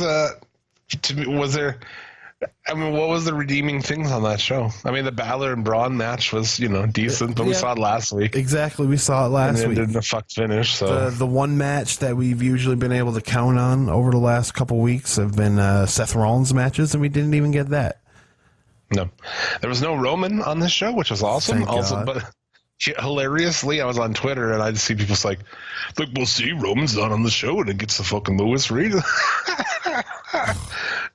Fucking, there are people who believe that shit. It's amazing. And it's like, they talk about, there's people on there saying, Roman was saying that he's just doing what Brock does now. He's leaving. He's not here this week, blah, blah, blah, blah, blah. And then you look on the other hand, there's people like, why are you bitching that Roman ain't there? You're just, you bitch because he's there, and you bitch because he's not there. It's like, I'm not bitching because he's not there. I'm happy. No, but like they're saying that he's being a hypocrite now, right? And they're taking that as being bitchy. Oh, yeah. It's like, no, they're pointing at flaws in this obviously flawed storyline. Yeah. So is there not a single fucking thing? No. Isn't that crazy? There's not a single. I mean, is there an angle or a match or anything? I mean, like, I kind of always stoked for a Money in the Bank match. That's always a fun time. But really, how excited can you be when last year the winners were Baron Corbin and Carmella? Like, does that even fucking matter at this point? Yeah, no, I'm just looking forward to TakeOver. TakeOver's going to be great. Money in the Bank it's going to be a 4-hour show, so it's it's going to be so good. Good God. SmackDown, as far as that, it was in Raleigh, North Carolina. The Sanity thing's just not happening now, I guess, huh? The what? It was like Sanity. Yeah, I don't know. They're coming. Sanity's coming. Next week they're coming. Sanity's coming. Hey man, these at least you can say that they're not premature. At least he's not blowing his load. At least he's still saying he's coming. They're not. So they quit saying they're coming. No, I'm making a sexual point. I got you. He's got a desensitized penis. Yeah, he just thinks he's coming. I would imagine. Well, I'm going to save my judgments on whether or not Sanity's coming until after TakeOver, when Nikki Cross has her match against Shayna Baszler. Oh yeah, and we'll see what happens there. Yeah, I mean, on SmackDown they were like, oh, hey, Joe and Brian, that should be a cool match, and they just put Cass in there. Oh, yeah, fuck. At least Joe had a fucking killer of a promo. You saw that thing I tweeted. It's like, if Vince McMahon was booking Dominion, and it's like fucking Okada and Omega with Big Cass in the middle. I didn't see that. Yeah. That sounds amazing. Yeah, it's pretty good. But yeah, we have a dance competition here. A dance competition between 2 people that were supposedly professional dancers. Yeah.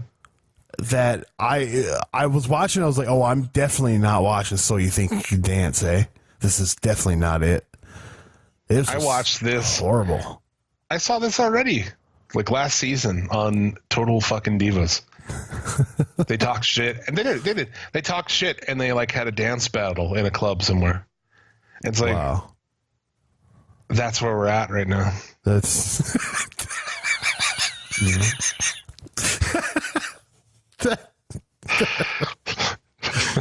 just that line. I don't know why, but it just got me. That's where we're at right now.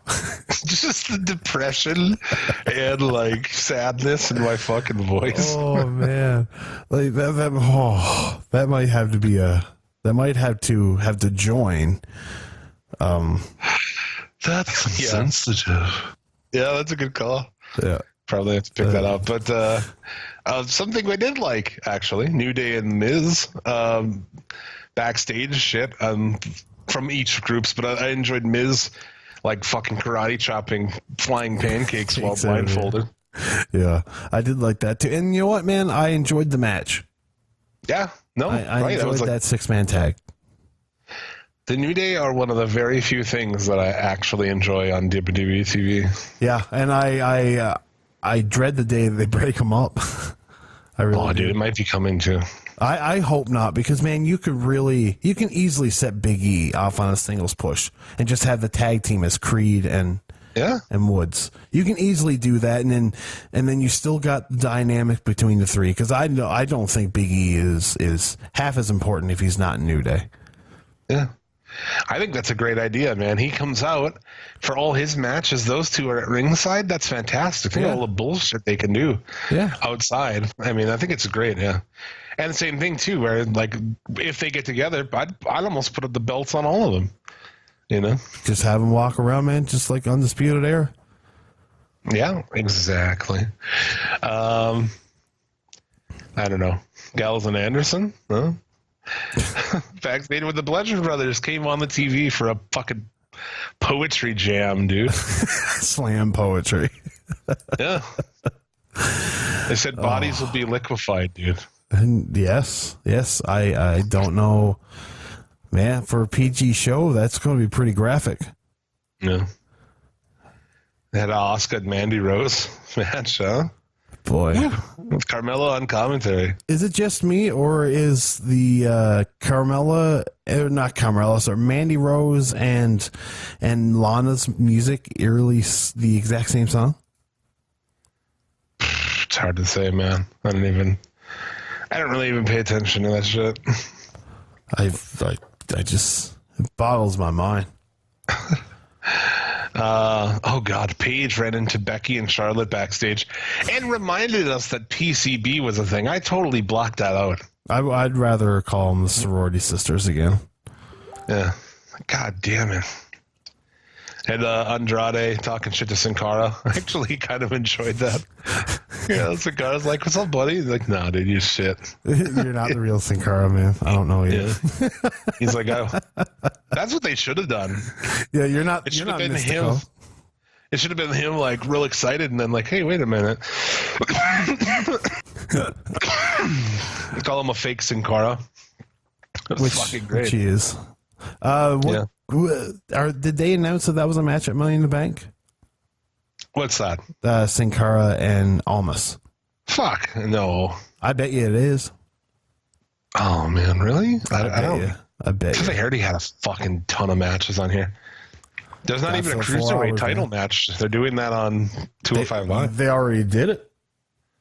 Well, they're doing another one, I think, again, aren't they? I don't know. Buddy Murphy just lost to Alexander like this week. I heard that was a really good match. I heard it was a really good match too, but when the Best of the Super Juniors are going on, I don't care about WWE's Cruiserweight division.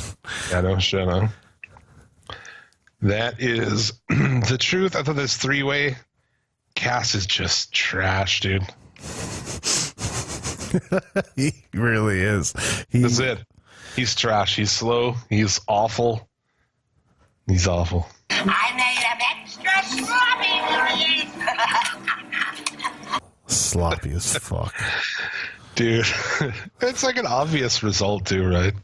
Oh, yeah. Like a joke. Well, I mean, chokes Brian unconscious and then Cass attacks when he comes back. I mean, Joe gets a spot in the Money in the Bank, which obviously is leading to Cass and Brian at Money in the Bank. Yeah, more. Yeah. Fucking more of this, dude. Yeah. No, and even like in the beginning when Cass came out with his crutch, and he was talking and they were asking him, it was like, I'm going to be taking blah, blah, blah when I'm cleared. And it's like, well, when will you be cleared? He just fucking takes off his crutch. I'm cleared right now. And they just take the beating. And it's like, you mean to tell me when a guy like Cass stops walking on his crutch and holds it in the air, you're just going to lay there and let him hit you with it? You're not going to like immediately just drop kick that fucking bad leg. You know, it was too slow and too clunky because Cass is sloppy as fuck.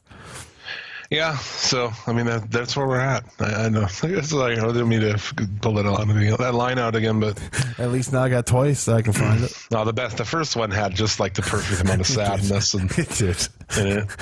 I don't know. I mean, I hate to do that, but I feel like this is a really low point. You know, in a series, you know, we've been in the whole low point for years, but it's getting lower. I just don't care. I just don't care. Well, especially too when you look at last year and how the quality of matches are getting a lot better on WWE television, and you could almost look past the shitty storylines because at least you're going to get good matches. Now they're even cheating us out of the good matches. Yeah. And I mean, when you Nakamura and Styles, they'll go ahead and do it just like everything, right? They'll probably put it on him here, and no one's going to care. Because you took too fucking long. You fucked it with all this bullshit. Yeah. They're going to put it on him. It's not going to work. And they're going to be like, well, see, he couldn't get over. It's just, you couldn't fucking run it any worse. I think it's the worst written professional wrestling that's on TV. Literally, almost everything's better. MLW is better. Ring of Honor, Lucha Underground, Impact. Even like smaller shit, dude, like WCWC, Championship Wrestling from Hollywood, Fully Loaded Wrestling. To me, the most obvious and blatant thing that you said there that should awaken everybody is that everything is better, even Impact. You know what I mean? That right there should just be like a light bulb in everybody's head and just like, man, wow, it's really bad. Well, I watched some Impact this weekend. I don't know. I'll tell you about it, and you can decide if you think it's going fucking back the other direction. But yeah, WWE is kind of just like McDonald's, right? It's not good, but there's a lot of them everywhere, and people seem to go there. I would go with they're more the Dairy Queen. You know what I mean? Like they've got that hook to get you to come in. It's like, hey, look, we got AJ Styles, aka the ice cream, and then you go to get the meal, and everything just tastes burnt. At least McDonald's, you go to McDonald's, man. Oh, I fucking love myself a double quarter pounder with cheese. Hold the pickles and the onions. Give me McChicken sauce and bacon on the burger, and that burger becomes a delight. Okay, you can tell this guy's fucking high. He's like drooling over there.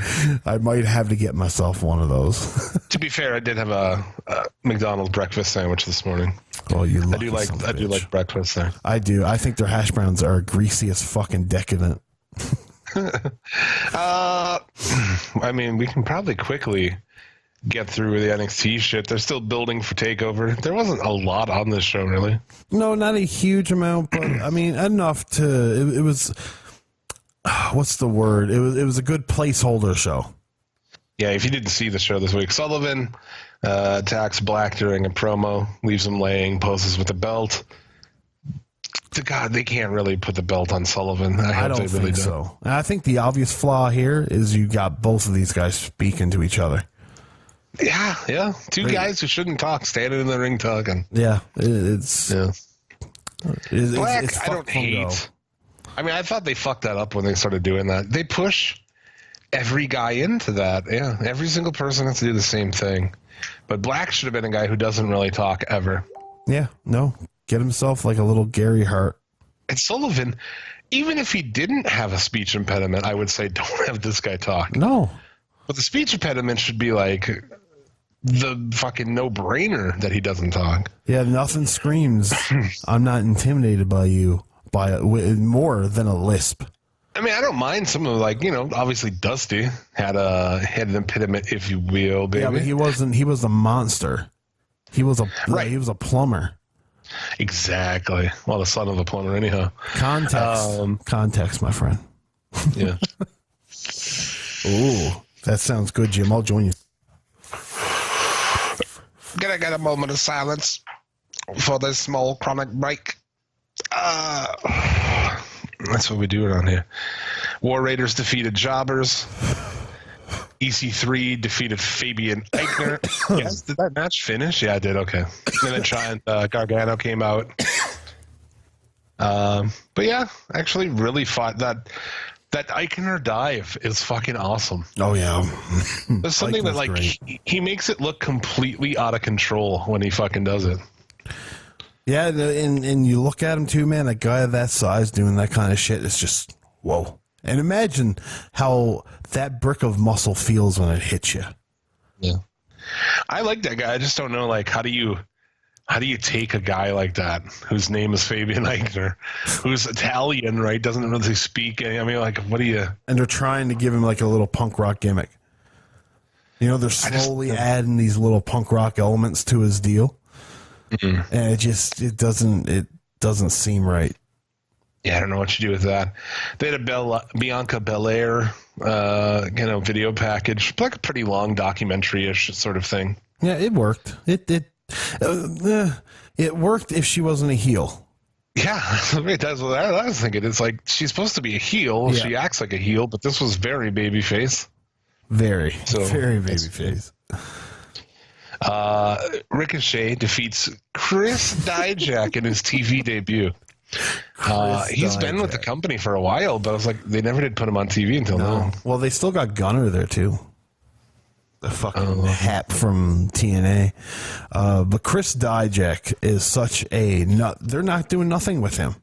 Obviously, with a name like Chris Dijak, really? What was he, Donovan Dijak? Donovan Dijak. That just works so much better. Donovan Dijak. Yeah, well, the letters are the same. I believe you should name your fucking children that way. If your first name and last name start with the same letter, that's good. Tyler Fudge, Frederick Fudge, Fabian Fudge. Yeah. Fred Fudge, dude.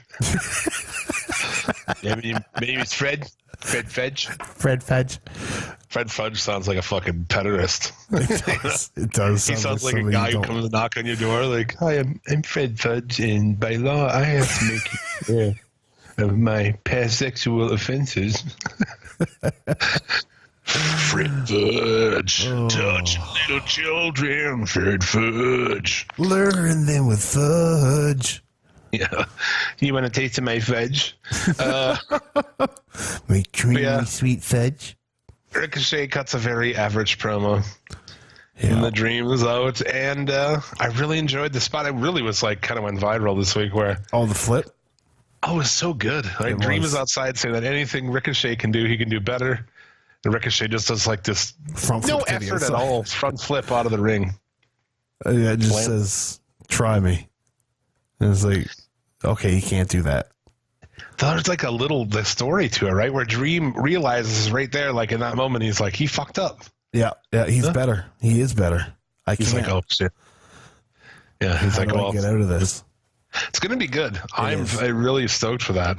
Well, Ricochet, because we all know, and if you don't know, then you'll never know. But Patrick Clark is not ready in the ring yet. He's a good hand, but he's still got a long way to go. Character wise, though, he's great. Ricochet is going to be able to easily guide him through a match, and I don't even want to say carry because he doesn't need to be carried per se, but he can guide him. He needs to be guided.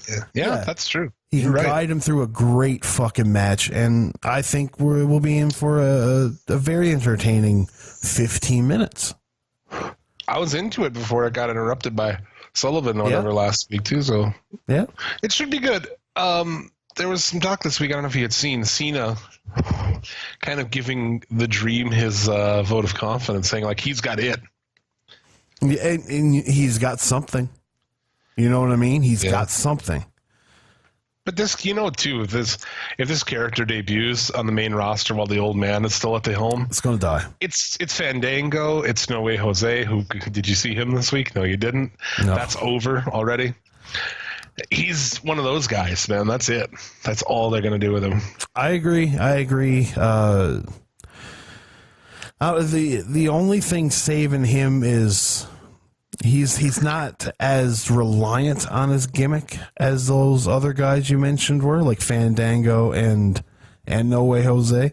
Velveteen Dream, Adam Rose, yeah. So, but you got Velveteen Dream, who he's got a solid gimmick. It's a gimmick you don't forget, but you also don't forget more. You know, there's more about Patrick Clark that you see, and it's like, okay, yeah, no, he's entertaining in the ring, and his gimmick is entertaining.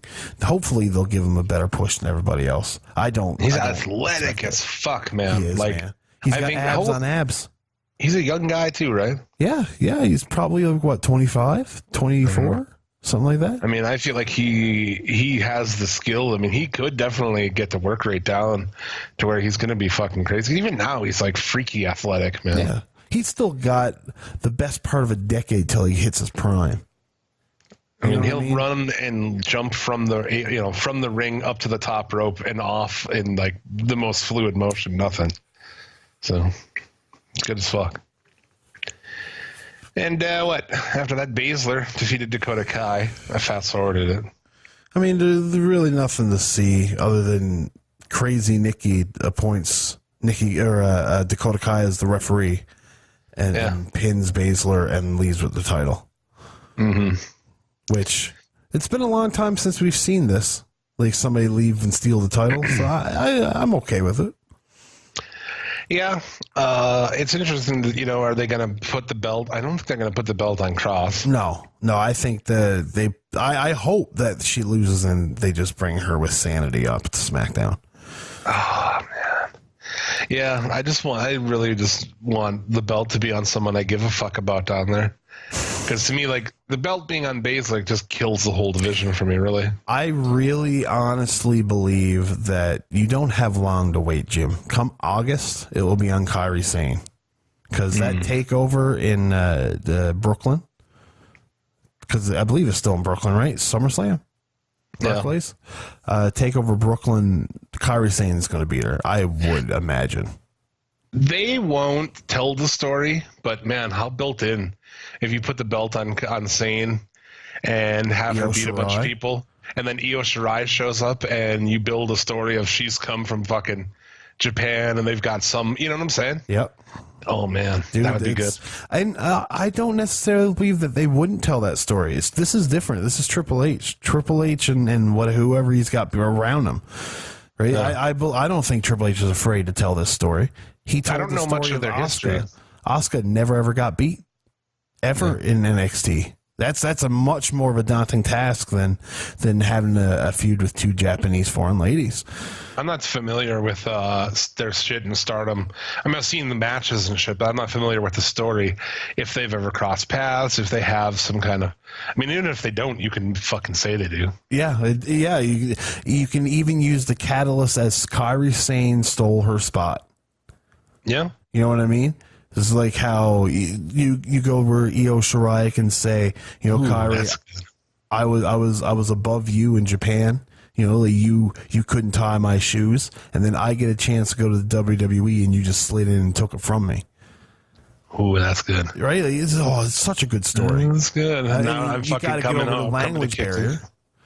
Now I'm coming to kick your ass. Yeah, exactly. I'm coming to fucking kick your ass. I don't know. I don't know if you do, man. Like, you know how it's really properly done in the Japanese shit where now they have a translator in New Japan? Yeah. Dude, it's great. When somebody says something and fucking, dude, just the announcer, he says this. Just do that.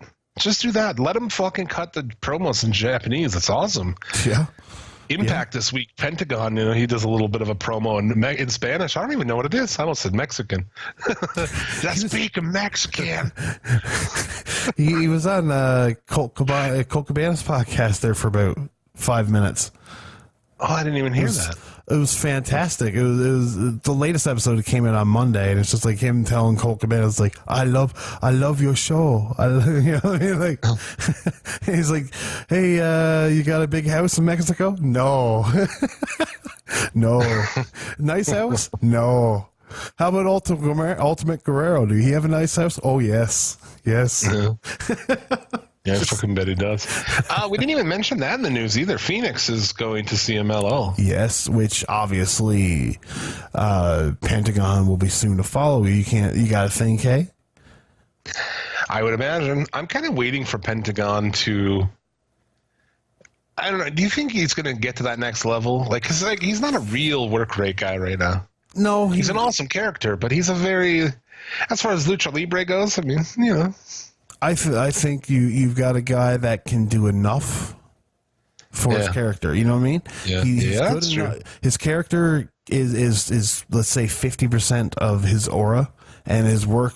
He's got the 50% to make up the 100%. You know what I mean? Yeah. Shoddy way of saying it, but it's No, I the know only what way you're in my saying, stone brain.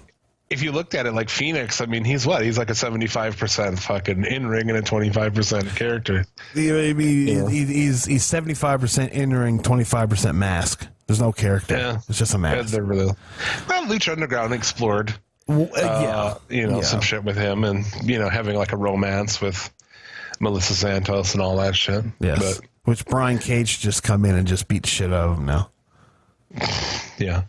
So NXT, I'm looking forward to TakeOver. Should be some good shit there. I did watch Impact this week. What was the name of the show this week, dude? Under Pressure.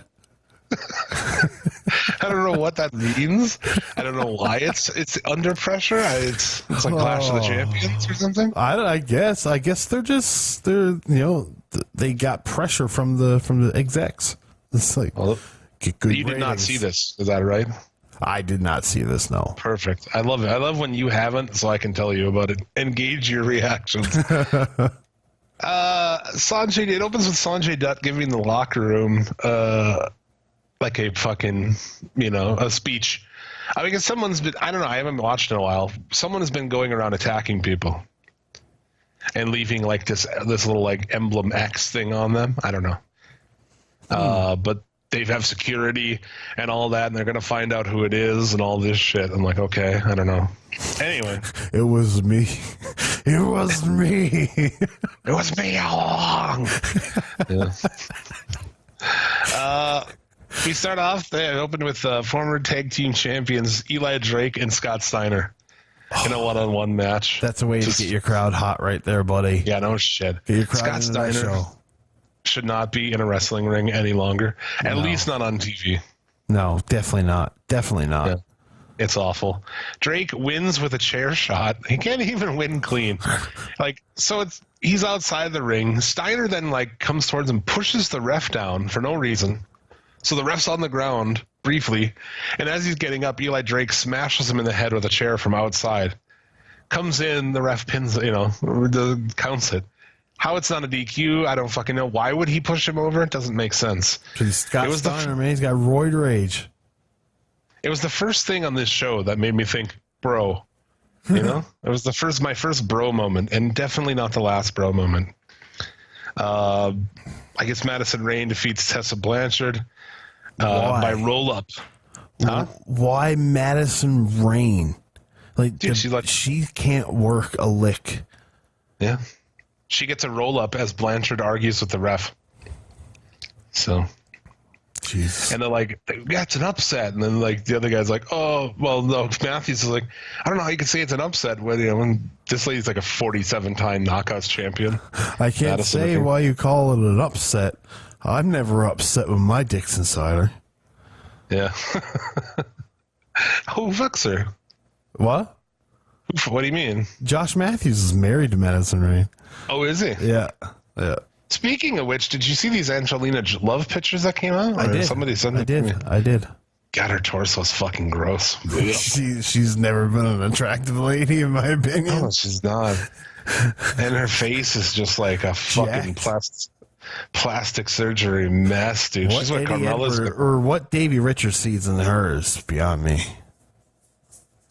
Oh, I don't know. A pussy. She probably fucks good.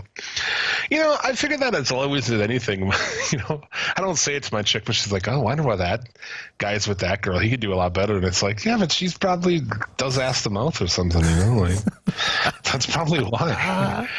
Because that's why you deal with, shit like that. It's like, or if she's just a bastard, like, oh, that chick sucks. Why would you fucking date her? Yeah, she probably, she's probably fucking lets him choke her or something. I don't know. Yeah, that's true. Desmond Xavier gets destroyed by Brian Cage. Do you know they said King? Do you know somebody over there named King in Impact? I don't know. Actually, I know Kenny King used to be in Impact. I don't think it wasn't Kenny King. I don't know. There's some dude kind of in the Conan role in LAX vignette. I don't know because Conan's not there. I don't know if he's coming back. I don't know what's going on there, but No, I haven't. I haven't watched Impact since.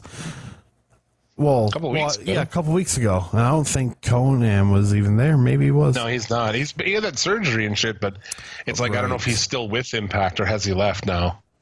God only knows, man. Not to interrupt, but did you see how like CML is allowing more violence in their shows now to compete with AAA? I didn't see that, but I know that they're kind of loosening up on bringing in Phoenix and sounds like they're kind of LA Park, another guy who He left you thought like before. he'll never be back. Like they still have beef with Conan. It's been like fucking 20 some years. It's crazy. Oh yeah. It's madness, man. It's madness. Yeah. They had this awesome video package of Su Yung and Allie. Basically, if you've been following along, Su Yung defeated Rosemary. Yes. And burned her in a casket.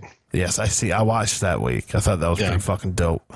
Because Rosemary is injured for the rest of this year. Yeah, she's really fucking hurt. Yeah. So now Allie is like kind of the embodiment of Su Yung. So it's kind of an interesting. Like Su Yung is taking her over? No, like Allie comes out as Rosemary. Sorry, did I say that like that? So she comes out and she's got the Rosemary makeup and shit on. She's acting like Rosemary. Oh, okay. Because I know they were a tag team for a bit called Demon Bunny. Yeah. So that's like that's what it is. Like, oh, she's, her friend was fucking whatever, burned in a fucking casket. But some undead brides come out. They brought out the fucking casket, which looked pretty cool.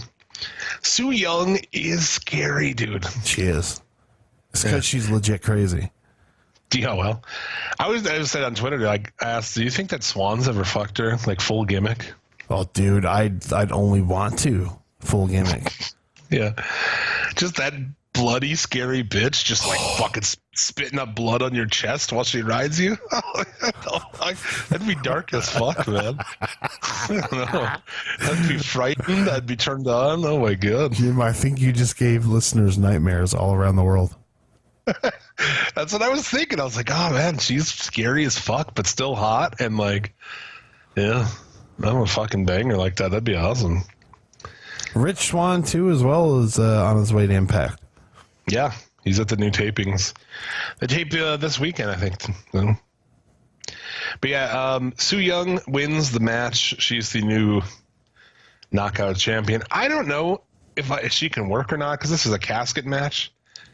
So it's hard to say. But Su Young's good. Her character's fucking awesome. I've been a fan of. I've been watching Su Yung for probably about 3 years now. I would literally watch like Shine pay-per-views. I wouldn't pay for them, but I'd watch them just to find the Su Yung match. Because like that all started with Paige's mother, or whatever, and some other bitches. And it was a pretty cool story. Like there was one match I watched was like a no DQ match between her and Paige's mother, and they just like brawled into the bar and like did moves on like the counter and shit like that. What the fuck? It was pretty good. Yeah, I enjoyed it. I thought the idea of like Allie kind of coming out. She comes out to her music plays a little bit, and then it cuts into the fucking Rosemary's music. But I actually really like that song, kind of. As weird as that is. What do they use for her now? Is it that song they use for Decay? Oh, I think maybe.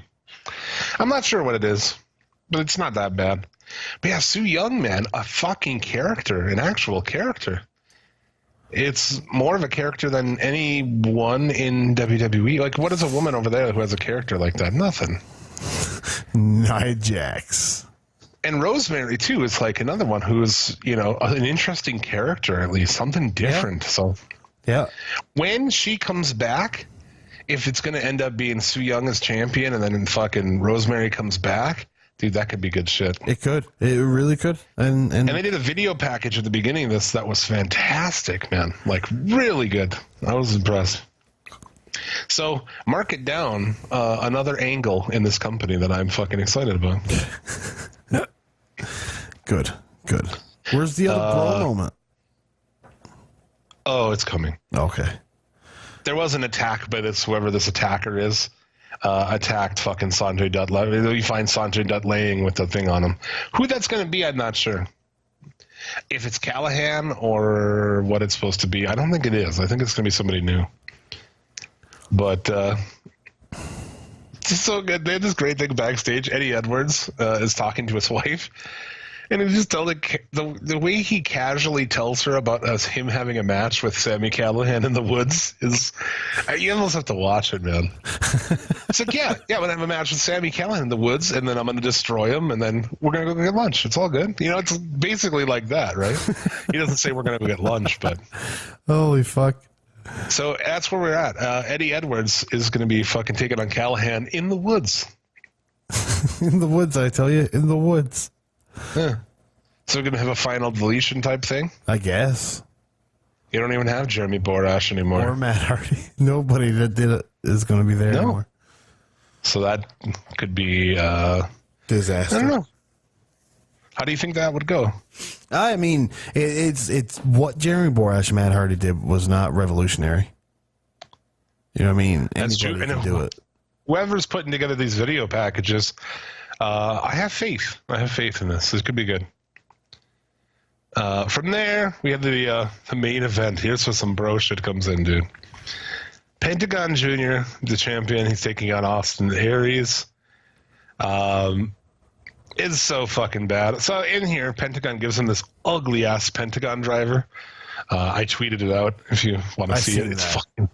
Dude, he was fucking dropped him on his neck, man. I mean, he dropped him like right on his head. Oh, yeah. Also, there is a package pile driver on the apron. Have you seen that? I did. Good God. This came right after Aries gave him a Death Valley driver on the apron. What are you doing, dude? This is just for Impact, man. Why don't you take a package pile driver on the apron? Cool, that's cool. Yeah, hit me with that. DVD, so dumb. That's a completely different story there. That could fucking hurt bad. We get a double count out is where this match ends, right? So it ends in double count out. Then Aries, who's the challenger, comes in and says he wants to fucking start again. There has to be a winner. So they agree. They restart the match. That's where they do the DVD on the apron and the package pile driver. So there's another count out. Then Pentagon wants to restart the match. And bro, Aries low blow into the brainbuster, new champion. Well, the ref is distracted for a second, and he fucking low blows him right before the fucking third fall. I don't know. The third attempt at a finish. I just thought it was very bad. And Austin Aries, too. It's like, I don't know how I kind of didn't mind that guy in WWE, but I fucking hate him here. I've lost my interest in Austin Aries. I as well have done that. And not even like as a heel. Like, I just hate this guy. I fucking am sick of him. I don't want to see him. He's just, yeah. So him as your champion to me is just a very, like, meh thing to fucking do. But who else do they have on their fucking roster anymore? Nobody. Eli Drake, I heard his contract's up soon, so yeah, he's probably going to be gone. He might be in he was in WWE before. What the fuck was he there? Oh, he was just in, I believe, FCW. What was his name? I have no idea. I just know he was there. You can come up there and just be like the fucking shitty White Rock. I mean, that's pretty much what he is. If you smell what the Drake is cooking. Yeah. Pretty much is. Yeah, I know. But actually, I'm fairly entertained by the guy. The big dummy. Big dummy. That's yeah. him, you know. Yeah, dummy. Dummy, yeah. You know, he's slightly entertaining. He is. I agree. So, but yeah, that was under pressure. I don't know, man. It was, you know. Did they crack under the pressure, Jim? I don't know. I thought there was a couple of bro fucking booking moments. Aries as champion sucks. Basically, but there's two angles I care about. I like the Sue Young shit, and I like the Edwards and Callahan shit. So that's two more angles that I care about than WWE across 5 hours of unique programming. So I get you. So that's that. Is there anything else that we have this week? No, I can't think of anything really. I think we've demolished last week's episode in length. Oh yeah. Oh yes, but yeah, the Super Juniors wasn't really much of anything this week. You know, it was just a string of spot shows. You know, the matches itself. You know, you're really in the part where it's like Kanemaru and Tiger Mask taking on everybody, and it's like all the good guys are taking on these old men. It's not the matches you really want to see. Yeah, June 3rd is going to be pretty good. You know, we got Skrull and Show, Dragon Lee and Desperado, Kushida, Takahashi. Yeah, should be some good shit in there, actually. There will be, yeah. Osprey and Gordon, Ishimori and Yo. That looks pretty good. So and then on the 4th is the finals. And the 9th is fucking Dominion. God damn. And Dominion's Dominion's going to be a great show. It is one hell of a card, that's for sure. I don't know the whole card, but Rey Mysterio against a mystery opponent. I don't know who it's going to be. Yeah. I would imagine, I don't know, either Osprey or Skrull, one of the two. Because I think they would have announced Liger already if it was Liger. Skrull would be fucking fun. Yeah. And then you got fucking Naito and Jericho, Okada and Omega. Where 2 out of 3 falls. Yeah, Omega has to win this time. He has to going into the Cow Palace as IWGP Heavyweight Champion. It's got to be. It's got to be their plan.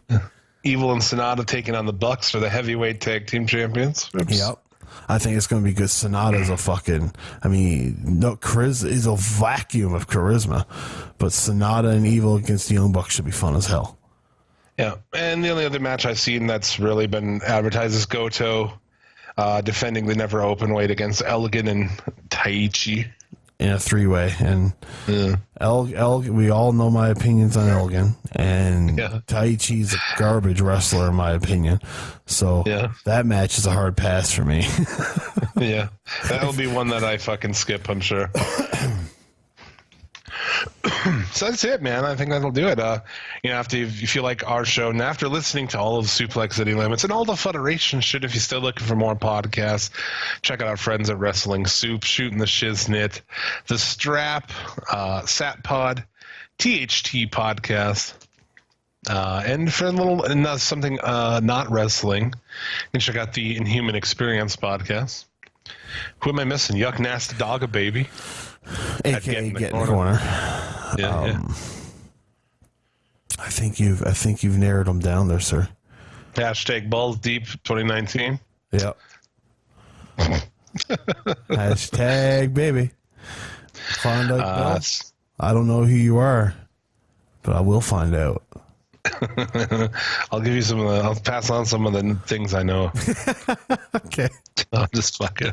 Let's do our Twitter shoutouts. If you retweet our pinned episode on Twitter, get yourself a shout out on the show. Let's get into them. There's a bunch of them this week.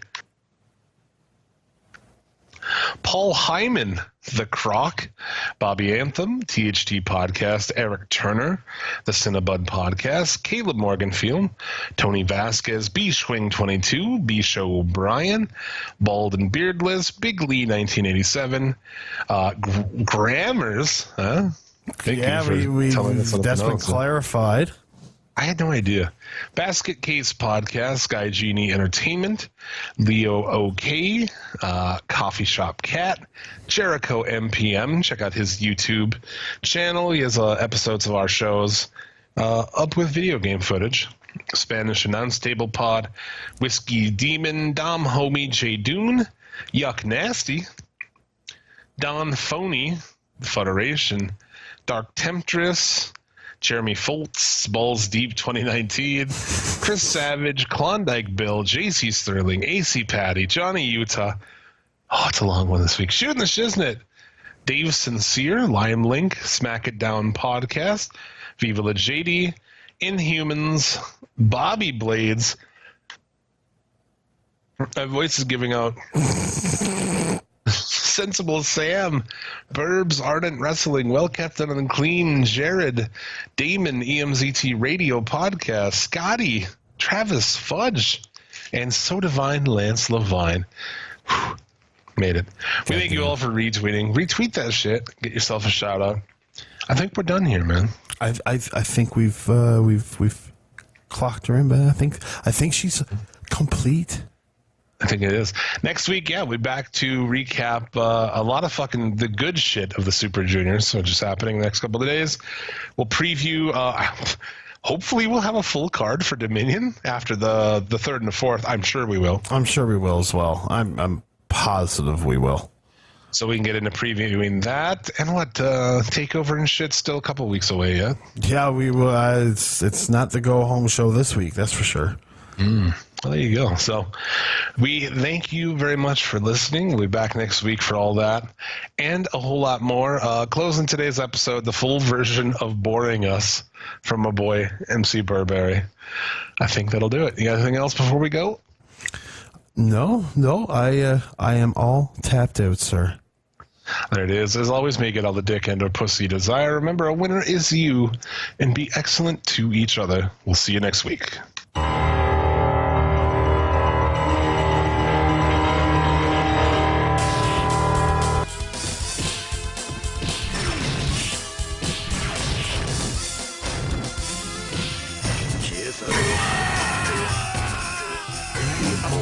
Perfect. ゲームを続けるかね